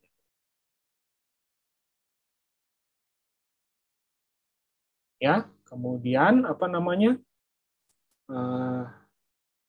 Kalau yang proporsinya sama seperti ini misalkan 22, nah ini pasti nilainya 1 ya. Ya, kalau 07 ini 0. Ya, kalau ini nanti dia misalkan sama nih 33 gitu misalkan ini juga hasilnya 1. Ya, nah nanti bisa dicoba dibuktikan pada saat kalian menghitung. Tapi rumusnya kayak tadi sebenarnya. Ya, yang tadi disampaikan oleh Mila yaitu benar sekali cara menghitung entropi berawan, entropi hujan, entropi cerah juga sama. Kalau entropi hujan berarti minus 1 per 5 log 2 1 per 5 ditambah minus 4 per 5 dikali log 2 4 per 5. Ya. Itu untuk hujan. Oke, ini sudah dapat entropinya. Ya, ada yang mau ditanyakan sampai di sini adik-adik mencari entropi?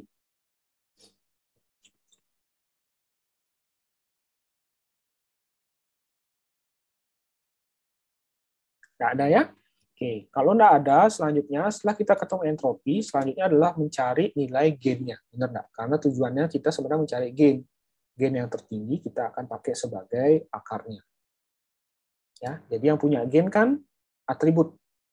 Ingat ya, yang punya gain itu atribut. Jadi yang punya gain adalah cuaca, temperatur, kelembaban, berangin. Ya, nah ini contohnya adalah gain cuaca, ya di slide yang sebelah kiri.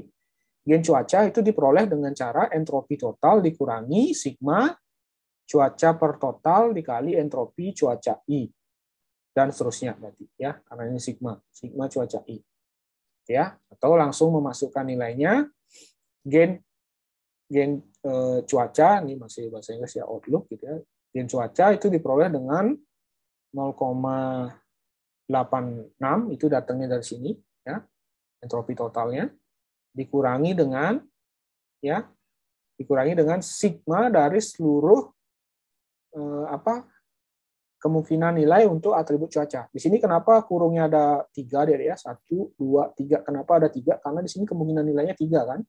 Berawan, hujan sama cerah. Masing-masing ini ada entropinya.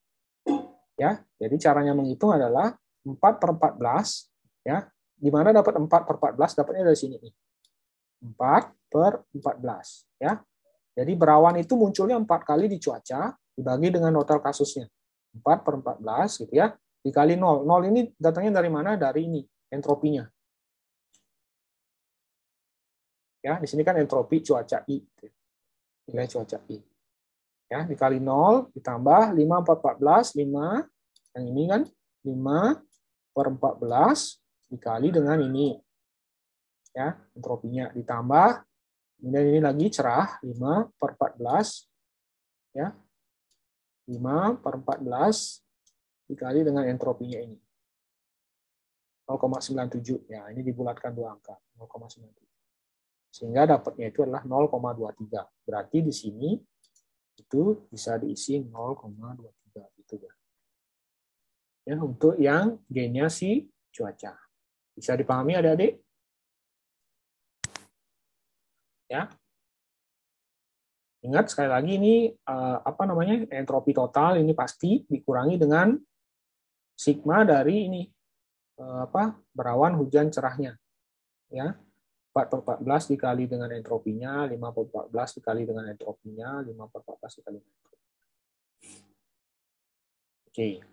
Adakah yang bisa memasukkan untuk yang berangin? Silakan raise hand. Selain Pande, ada lagi yang lain? Untuk yang berangin, gimana cara menghitung gain-nya?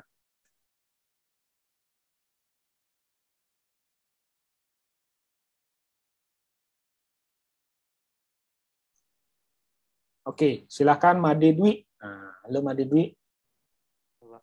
Ya, gimana Made Dwi cara menghitung? Pertama masukin entropi totalnya dulu 0,8, kemudian dibikin 2 kurung. Yang pertama kurung pertama 6/14 dikali entropinya 0,8.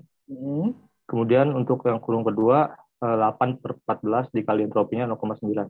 Oke, sip. Terima kasih Made. Benar sekali seperti itu ya. Jadi entropi total gitu ya, seperti yang disampaikan oleh Made, entropi totalnya dikurangi dengan nilai atribut yang pertama yang untuk true ya, itu adalah berarti di sini 6/14 gitu ya. 6/14 dikali dengan entropinya ditambah dengan 8/14 dikali dengan entropinya. Benar seperti yang tadi disampaikan oleh Made ya.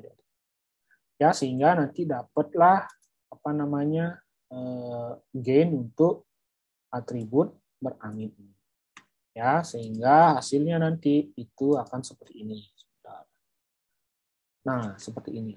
Ya, ini cuacanya 0,25 sesuai dengan hitungan ini. Ya, ini kok ada salah ya. Nah, sepertinya ini harusnya 0,26. Nah, sini. Jadi intinya adalah dapatnya gain itu adalah gain cuaca dapatnya segini, gain temperatur dapatnya segini, ya, gain kelembaban dapatnya segini, gain berangin itu dapatnya segini. Ya, kita akan menghitung gain. Nah, berdasarkan gain ini, maka atribut yang terpilih menjadi akar, atribut yang mana, adik-adik?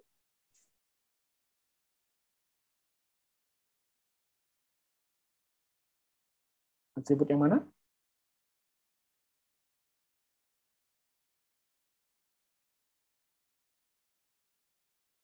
Halo? Atribut yang manakah yang terpilih? Atribut yang gainnya paling tinggi, kan? Yaitu atribut apa? Kelembaban. Ya, kelembaban, benar. Berarti yang terpilih pertama adalah si kelembaban ini. Itu. Kenapa? Karena gainnya dia paling tinggi, yaitu 0,37. Gitu ya, ya. Ini sehingga mana dia? Nah, gain tertinggi adalah kelembaban. Kelembaban menjadi not akar, sehingga bentuknya kayak ini. Kelembaban. Ya, yang pertama. Ya, kemudian kelembaban ini kan cuaca. Kemungkinan nilainya ada dua ya, tinggi sama normal. Kalau kalian lihat di sini, kalau normal dia sudah mengarah ke yes. Kenapa? Karena entropinya itu dia 0. Ya, maka dia ini kan kalau kalian lihat normal itu kasusnya 7 gitu ya. Dari 7 kasus semuanya sudah bisa menjawab iya. Ini kan 0. Dia bermain tenisnya dia 7, sehingga di sini bisa langsung menghasilkan sebuah nilai prediksi bahwa kalau kelembabannya normal, maka seseorang itu sebaiknya bermain tenis, ya, prediksinya. Paham adik-adik ya? Kenapa di sini bisa langsung yes? Ya, karena di sini kalau kalian lihat normal di data trainingnya itu ada 7 kasus. Dari 7 kasus itu tidak ada yang mencantumkan tidak bermain gitu ya. Dan untuk yang ia bermain itu ada 7 data gitu ya.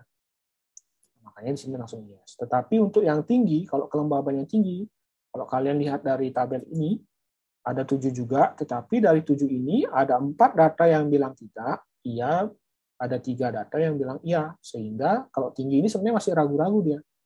Dia itu memprediksi iya atau tidak. Gitu. Karena dari data trainingnya ada 4 yang tidak, 3 yang iya. Sehingga di sini belum bisa menghasilkan sebuah prediksi. Harus melihat nilai atribut yang lain. Paham ya? Sama kayak contoh yang pertama tadi. Ya, kalau Rifannya dia kepada dia harus melihat marital statusnya dia. Seperti itu. Nah, ini juga sama. Kalau kelembabannya normal, dia bisa langsung jawab yes. Kalau kelembabannya tinggi, nah ini belum tahu. Sampai sini paham dulu adik-adik? Paham ya? Nah, karena kalau sudah kasusnya sampai sini, maka ini harus kita lanjutkan lagi. Yaitu menghitung gain untuk 3 atribut lainnya, yaitu cuaca, temperatur, berangin. Pak, kok nggak bisa nentuin dari gain ini aja, Pak? Ini kan gain yang tertinggi kedua adalah cuaca, Pak. Cuaca harusnya dipakai di sini, Pak. Tidak bisa. Kenapa? Karena sebenarnya kelembaban ini sudah menyaring kemungkinan nilainya, yaitu menyaringnya itu karena di sini itu sudah disaring yang tinggi saja. Paham nggak ya adik-adik logikanya? Karena datanya sudah bukan 14 lagi totalnya. Ya sudah bukan seperti ini. Kenapa? Karena dia yang nanti terpilih di sini adalah yang kelembabannya sudah tersaring atau terfilter yang tinggi saja. Karena kalau dia normal kan sudah tahu, yes, gitu ya. Kalau dia tinggi, nah ini baru ada atribut yang lain. Ya, sehingga data yang dipakai itu, semoga saya buatkan di sini. Sebentar. Saya gerakin dulu. Nah, sehingga data yang dipakai itu, Nah, sehingga data yang dipakai itu, total kasusnya itu bukan lagi 14, tetapi 7 gitu ya. 7 ini datangnya dari mana? 7 ini datang dari yang kelembabannya tinggi. Gitu. Paham nggak adik-adik ya?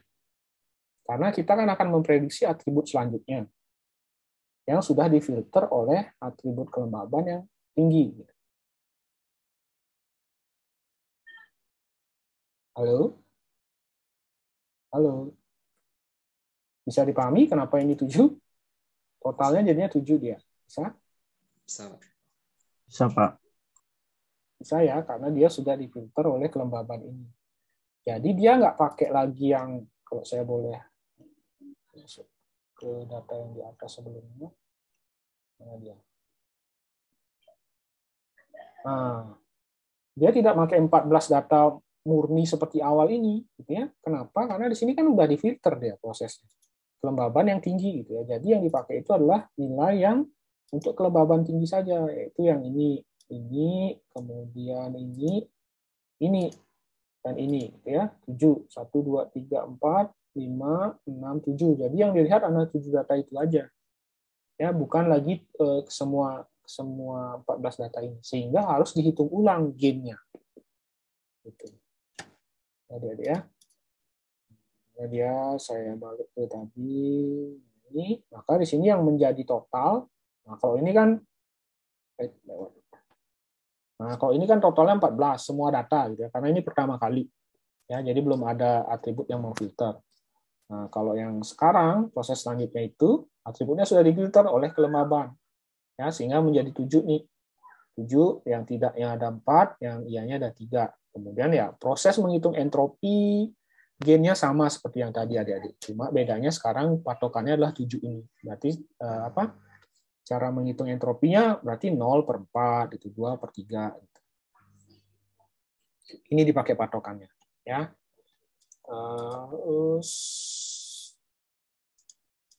Ya, jadi prosesnya sama.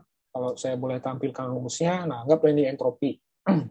Cara menghitung entropi berawan itu caranya adalah tidak lagi per 14 seperti ini ya, karena jumlahnya juga berkurang.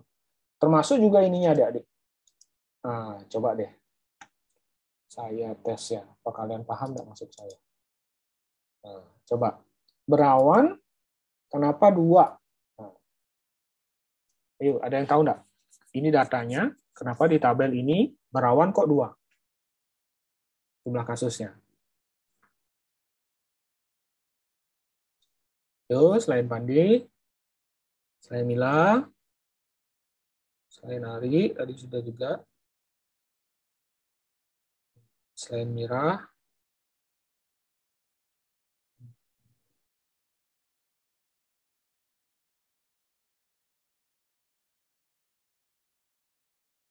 Oke, dia coba. Nah, kenapa 2 dia? Karena di cuaca berawan, nilai yang kelembabannya tinggi itu ada 2, Pak. Di baris keberapa? Yang baris ke-3. Baris ke-3 ini. Dengan baris ke-12. Baris ke-3 dan baris ke-12. Ya, benar sekali. Ya, adik-adik ya. Nah, jadi sekali lagi kan di sini kelembabannya sudah disaring nih, kelembaban yang tinggi gitu ya. Kelembaban yang tinggi gitu ya. Jadi yang harus kalian pastikan adalah kelembabannya tinggi dulu. Ya. Nah, di sini seperti yang tadi dijawab oleh siapa tadi itu ya? Dia ya, dijawab oleh dia. Itu yang kelembabannya tinggi. Kemudian nilai cuacanya berawan, ada 2, yaitu di yang 3 ini, baris ke-3, tinggi berawan. Ya, kemudian satu lagi di baris ke-12, tinggi berawan. Pak, ini juga berawan, nah, tapi kan kelembabannya normal. Kalau kita pakai normal, dia sudah bisa memprediksi tadi kan, bermaintenis apa enggaknya. Gitu. Nah, sekarang ini kasusnya adalah pada saat kelembabannya tinggi. Ya, jadi kalau boleh balik ke ke pohon keputusan ini, nah, kita masih bingungnya yang tinggi nih. Gitu. Tinggi ini dia mau prediksi apa? Nah, ini perlu bantuan atribut yang lain. Tapi sekali lagi ini sudah difilter oleh nilai yang tinggi. Gitu. Ya, kalau yang normal sudah pasti jawabannya atau prediksinya adalah yes untuk bermain tenis. Paham ya adik-adik ya? Ya. Kemudian untuk proses perhitungannya entropi gain sama seperti yang tadi. Jadi intinya tabelnya sudah kalian dapatkan seperti ini. Nanti nilai-nilai ini tinggal kalian masukkan ke rumusnya entropi dulu, setelah entropinya dapat, nanti baru menghitung gain-nya. Oke, paham ya? Nah, setelah ini dapat, berarti atribut selanjutnya yang mana berarti adik-adik? Untuk mengisi yang 1.1 ini? Yang mana? Yang cuaca. Yang cuaca. Kenapa, Pandi? Karena gainnya paling tinggi. Betul. Karena gainnya paling tinggi, ya. Oke, dapatnya cuaca. Jadi yang mengisi di sini adalah cuaca. Kenapa? Karena gainnya paling tinggi. Ya, jadi setelah kelembaban tinggi dilihat cuacanya. Nah, kalau kalian lihat cuaca kan kemungkinan nilainya ada 3, adik-adik ya. Ada berawan, hujan, cerah. Yang bisa langsung ngasih keputusan yang mana? Berawan, Pak. Berawan, itu saja. Bisa? Mungkin hujan juga. Hujan? Aduh, kok bisa hujan? Cerah, Pak. Siapa tadi yang jawab ya? Rama. Rama. Benar ya, berawan dan cerah ya. Jadi seperti jawabannya Nisa tadi, berawan benar, tetapi satu lagi cerah. Kalau Nisa dan yang lain lihat berawan, kenapa dia bisa langsung memutuskan untuk iya bermain gitu ya? Di sini kan dia karena dari 2 kasus yang berawan itu dua-duanya nilainya iya dia, dari data yang ada. Sementara tidak ada yang bilang tidak bermain gitu ya, jangan bermain.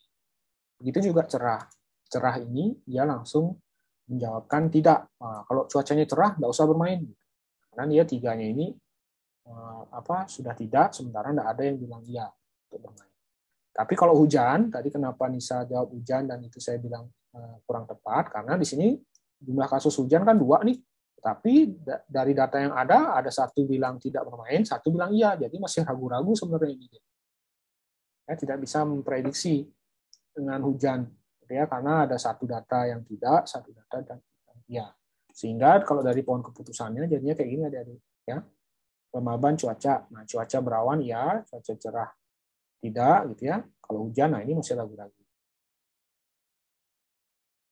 Paham ya kenapa ini bisa ragu-ragu? Ya, sederhananya sebenarnya kalau entropinya udah 0 itu pasti dia akan langsung menghasilkan keputusan. Tapi kalau entropinya 1, ya itu sebenarnya masih ragu-ragu. Ya, apalagi 1 gitu ya. Kalau 1 itu kan berimbang, tidak sama ianya seperti yang tadi saya sempat sampaikan. Kalau ini juga sama nih 0,9. Nah, ini berarti dia ragu-ragu, ada yang 2, ada yang 1. Cuma memang sudah condong ke 1 keputusan. Makanya tidak 1 dia di sini. 0,9. Nah, kalau seperti ini berarti selanjutnya kita lakukan proses yang sama, adik-adik ya, untuk menentukan ini. Ya, kan sisanya berarti ada 2 atribut lagi ya. Cuaca sudah kepake nih, berarti tinggal temperatur atau berangin gitu. Cuma sekali lagi di sini sudah disaring oleh 2 atribut, yaitu kelembabannya tinggi dan cuacanya hujan. Paham ya adik-adik ya? Jadi sudah disaring. Kalau tadi kan disaring tinggi untuk memilih ini, sekarang sudah disaring 2, tinggi sama hujan gitu. Ya. Sehingga saya coba scroll yang ini. Nah, sehingga jadinya kayak gini nih.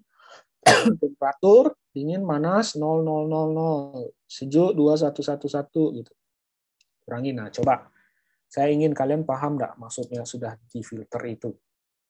Nah, coba ada yang tahu enggak kenapa kok temperatur sejuk dia jumlah kasusnya 2, tidaknya 1, ianya 1. Ada yang tahu? Ini kenapa nilainya seperti ini? Coba resen.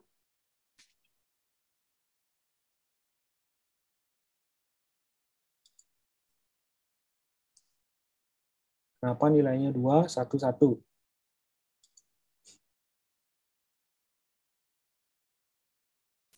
Yuk. Kenapa jumlah kasusnya 2, kemudian tidaknya 1, ianya 1? Oh, ada yang tahu? Oke, Pandi deh. Ya, ini Pandi. Ya, Pak. Kalau dilihat untuk atribut dingin kan udah disaring tadi, yang dicari cuma yang entropinya hujan. Terus lihat di atribut temperaturnya untuk yang dingin, untuk yang dingin itu gimana ya rasanya? Mana? Dingin untuk dinginnya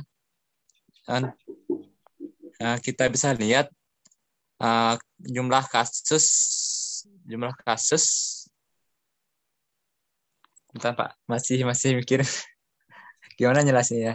Oke, ya.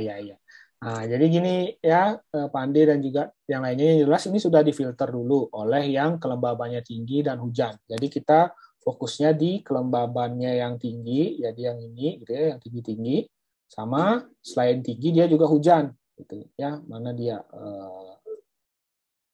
cuaca. Nah, jadi yang cuacanya tinggi dan hujan kan cuma yang ini ya. Tuh, coba saya warnai ya supaya kalian nggak bingung. Saya urut tebalin. Nah, ini kan kelembabannya tinggi sama hujan. Benar ya? Karena di sini kan sudah difilter nih tinggi, hujan. Ya, di slide ini tinggi hujan, kemudian mana lagi yang dia tinggi dan hujan? Ini normal hujan. Kemudian nah, satu lagi nih. Jadi cuma 2.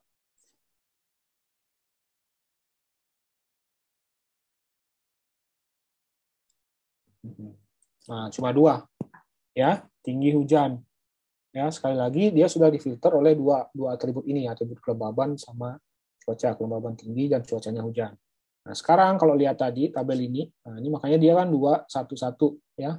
Ini 1 bilang iya, 1 bilang tidak. Nah, kalau lihat temperatur sekarang, temperatur dingin ada nggak di sini di antara 2 yang sudah difilter ini? Kan nggak ada kan, yang ada sejuk aja nih.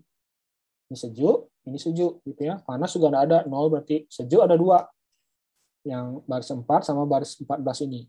Nah, sejuk yang bilang tidak itu adalah 1, yang ini ya.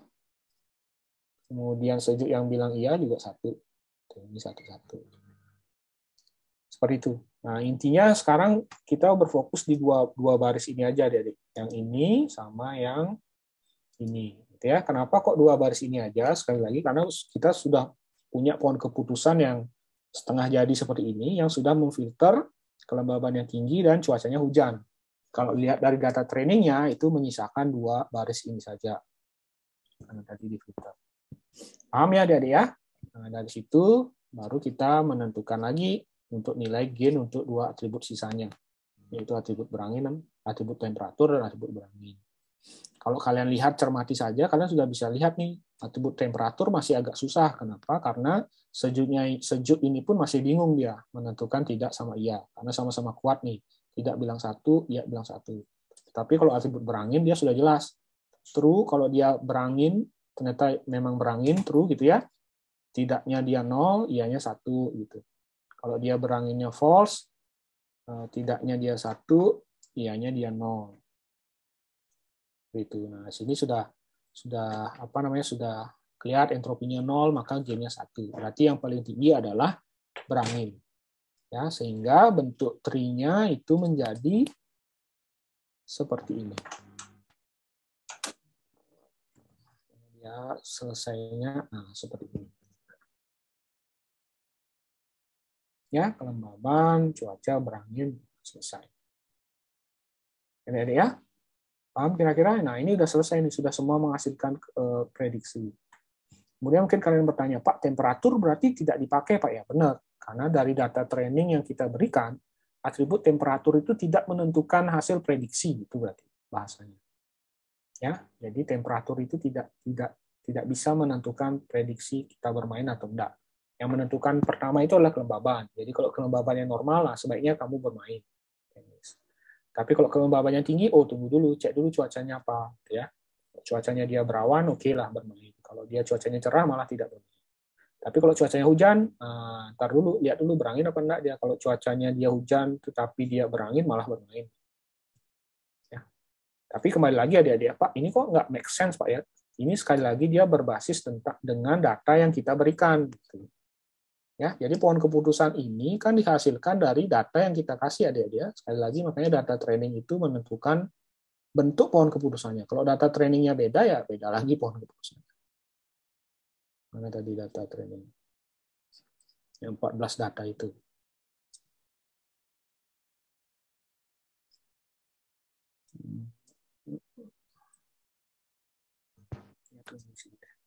Nah, data training ini.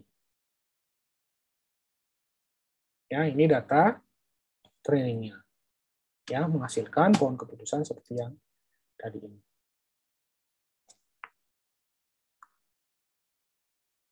3 Oke, bisa dipahami kah prosesnya adik-adik?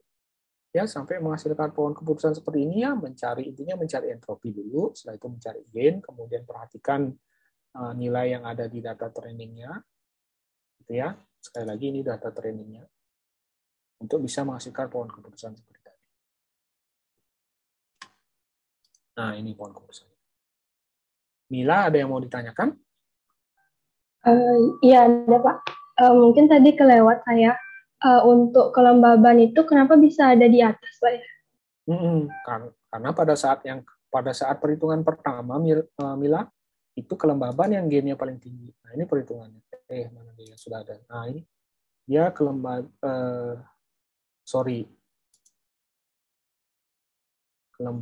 cuaca berangin. Benar. Ini kelembaban tinggi normal. Ini kelembaban.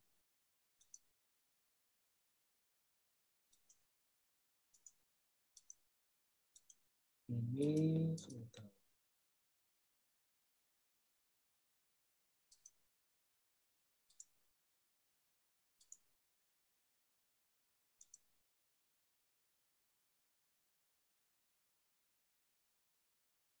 Iya benar.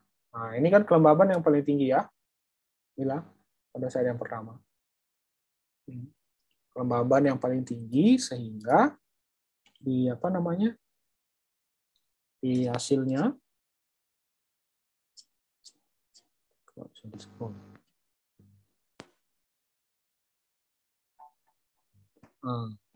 sehingga di hasilnya ya kelembaban yang paling atas. Itu pertama kali, Mila.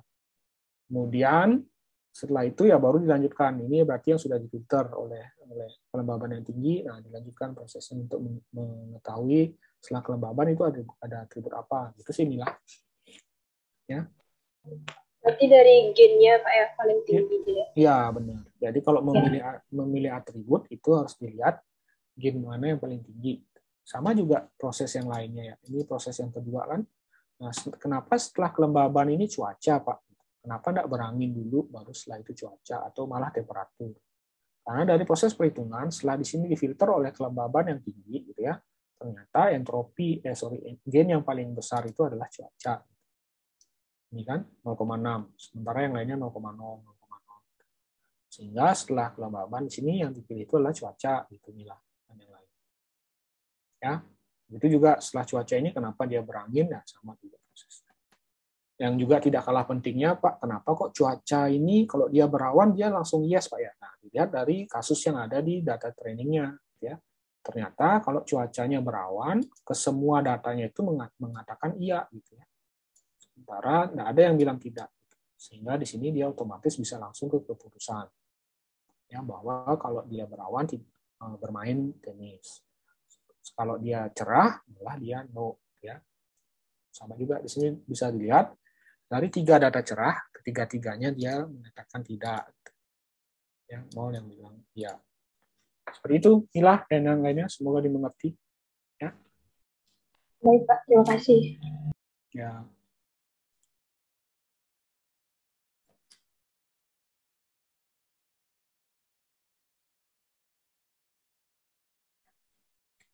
Oke, bagaimana adik-adik yang lain? Ya, semoga bisa dimengerti ya. Oh, Komang ada pertanyaan, Mang? Ya, Pak. Mau nanya untuk yang tadi kan untuk entropi itu kan dilihat dari peluang value dari atributnya, Pak ya. Kayak misalkan tadi temperatur itu kan ada 3 peluang, yaitu tinggi, sedang, dan rendah misalkan. Terus misalkan kalau gimana contoh datanya itu data nominal, Pak.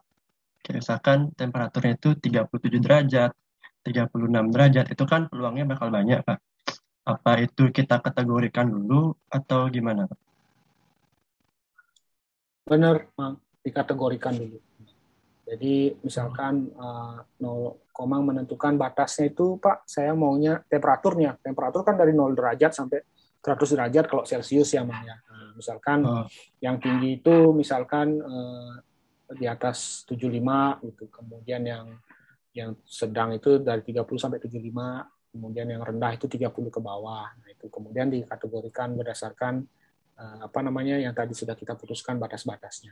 Kalau nggak salah juga waktu proyek kemarin, makanya saya ada nanya tuh, ini datangnya dari mana, kurang dari sama lebih darinya untuk data dari datanya. Nah, tetapi kalau itu ternyata datanya nominal seperti yang Komang bilang, ya itu memang harus dikategorikan seperti itu jadinya, Mang.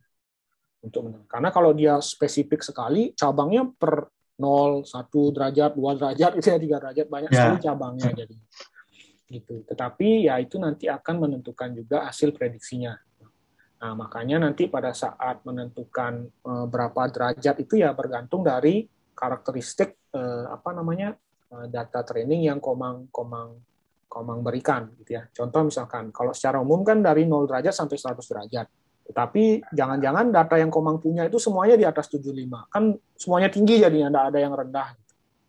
Biasanya itu dicari batas bawahnya berapa, batas atasnya berapa, gitu biasanya, Mang.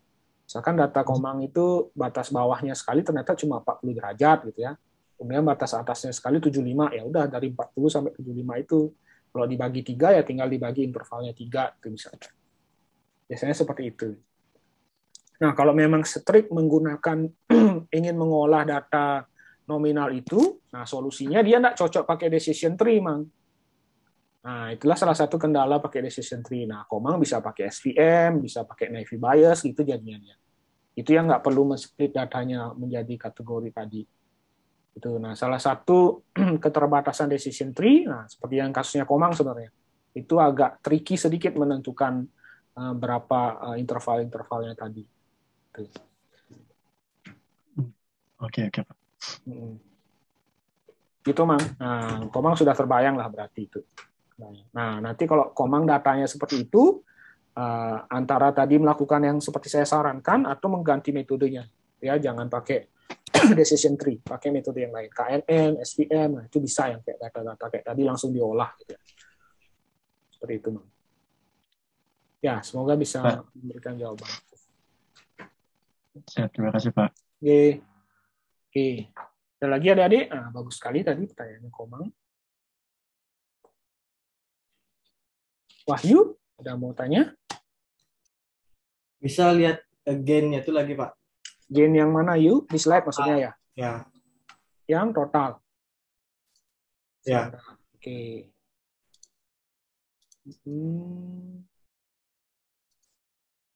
Semoga ini. Sudah terlihat, Yu? Yang ini maksudnya, Yu? Yang udah isi gini ya, Pak. Oh, yang udah isi nilainya. Oke. Yang gain-nya. Ini. Kan ini nentuin urutannya tuh kan dari besar gain-nya, Pak, ya. Tadi yang paling ke atas tuh ada kelembaban, yang kedua ada cuaca.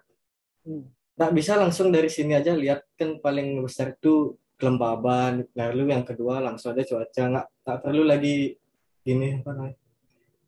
Nggak perlu lagi, gimana bilang? Ngitung yang selanjutnya itu ya. Iya. Nah, tadi sempat saya singgung, Yu. Jadi benar sekali, berarti Wahyu sudah usaha melogikakan gitu ya. Pak, ini kan udah tahu nih kelembaban nomor 1, kemudian kedua cuaca, setelah itu ada temperatur, setelah itu ada berangin. Kenapa enggak dari sini aja, Pak? Nah, seperti penjelasan tadi saya, Yu. Jadi setelah kita mengambil atribut kelembaban gitu ya, 0,37 nih ya. Kemudian kalau Wahyu lihat di sini kan bentuk trinya kan seperti ini, Yu ya, dan yang lain nih. Kelembaban normal dia langsung bisa menjawab. Nah, kelembaban tinggi, nah ini baru atribut selanjutnya apa? Nah, tetapi kalau Wahyu lihat, datanya sebenarnya sudah bukan 14 lagi, tetapi dia sudah difilter oleh tinggi. Nah, filter oleh tinggi ini kemungkinan besar akan berdampak ke atribut yang menentukannya, karena entropinya pasti akan berubah dia. Kenapa? Karena sudah difilter tinggi gitu ya. Makanya dia nggak bisa pakai nilai ini sebenarnya. Itu karena entropi totalnya sudah bukan 14 lagi. Dan ini juga sudah bukan 410 lagi gitu. Tetapi berdasarkan yang sudah difilter oleh si kelembaban ini, karena kelembaban ini sebenarnya sudah mengurangi cakupan data gitu ya, bukan lagi total gitu, tapi sudah dikurangi dengan atau sudah difilter dengan yang kelembabannya tinggi. Nah, baru masuk ke atribut selanjutnya ini. Nah, gitu alasannya, Yu. Semoga bisa dipahami. Jadi dia pasti akan berubah, kemungkinan besar akan berubah dia. Jadi enggak bisa jadi ternyata yang selanjutnya itu bukan cuaca yang menang gitu ya. Karena pada saat pada saat mana nih? Nah, pada saat kelembabannya tinggi, cuaca ternyata nggak bisa menentukan dengan baik atributnya apa, keputusannya apa gitu. Pada saat kelembabannya tinggi. Gitu yuk. Halo?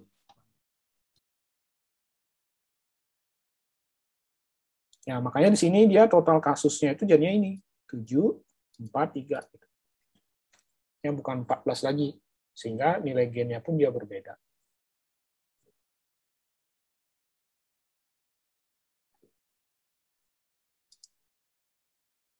Ya, bisa dipahami yuk. Halo, masih mute? Bisa, Pak. Terima kasih, Pak. Nah, jadi memang harus diulangi dengan nilai total yang berbeda. Karena dia sudah ada filternya sebelumnya. Dan semakin lama semakin sedikit datanya. Jadi memang harus diulangi lagi untuk memilih atribut mana selanjutnya yang dijadikan acuan dengan melihat gen tertinggi. Oke, seperti itu adik-adik. Silakan, ada yang mau ditanyakan lagi? Semakin banyak pertanyaan, sebenarnya semakin baik juga. Ya, nanti sudah paham, cuma ada sedikit yang atau apa masih bingung.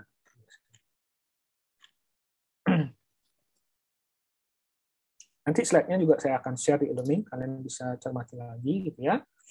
Kalian bisa lihat. Nah, itulah yang dasar sekali proses decision tree. Cuma kan kasusnya, Pak, memang boleh saya pakai data 14 data Pak untuk project atau untuk skripsi saya? Ya enggak boleh. Ya makanya pakailah RStudio akhirnya, pakai Python dan sebagainya. Tapi kalau kalian tanya kenapa kok bisa seperti itu jadinya, ya dasarnya perhitungan yang tadi saya sampaikan itu.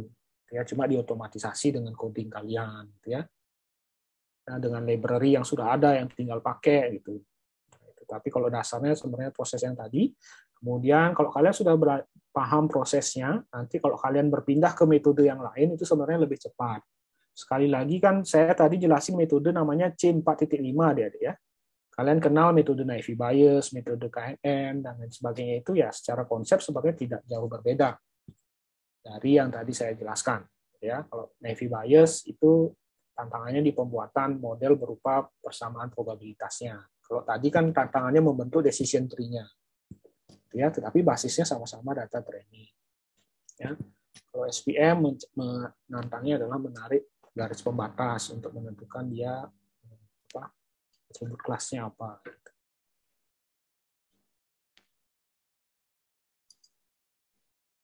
Oke, sampai di sana.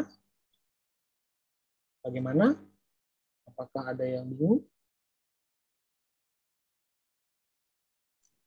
Ya. Nah, untuk untuk UTS kita nanti kalau ada soal klasifikasi itu saya pasti mintanya yang manual. Jadi ya. Jadi apa? Untuk project saya kira itu yang harus kalian tonjolkan itu adalah keterbaruan kasusnya. Itu project. Maksudnya saya, ini kan codingnya sudah ada nih. Nah, seharusnya yang baru itu adalah kasusnya. Jadi kasusnya yang kalian explore. Jadi kalau codingnya, apalagi kemarin Pak Domu sudah ngasih codingnya, nah itu kan tinggal masukin aja ya, sumber datanya apa, tinggal atur nilainya, amati hasilnya, udah.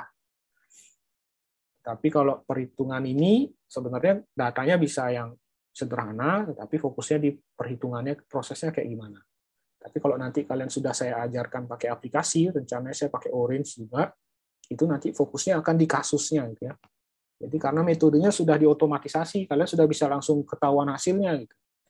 Jadi yang harus kalian definisikan itu adalah kasusnya.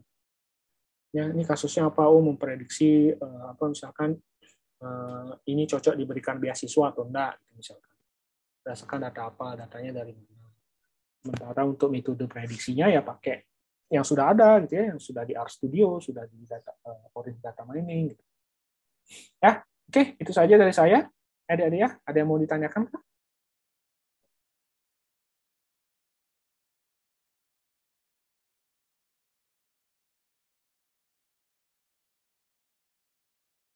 Pas ya, sudah bisa ya, sudah terbayang ya.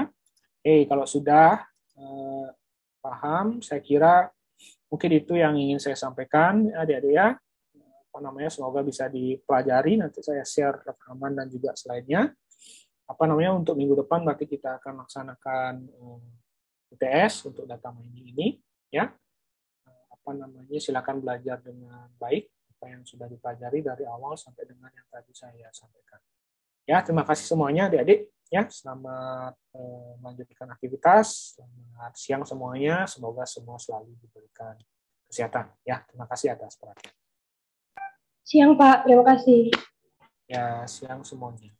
Terima kasih Pak. Terima kasih Pak. Terima kasih.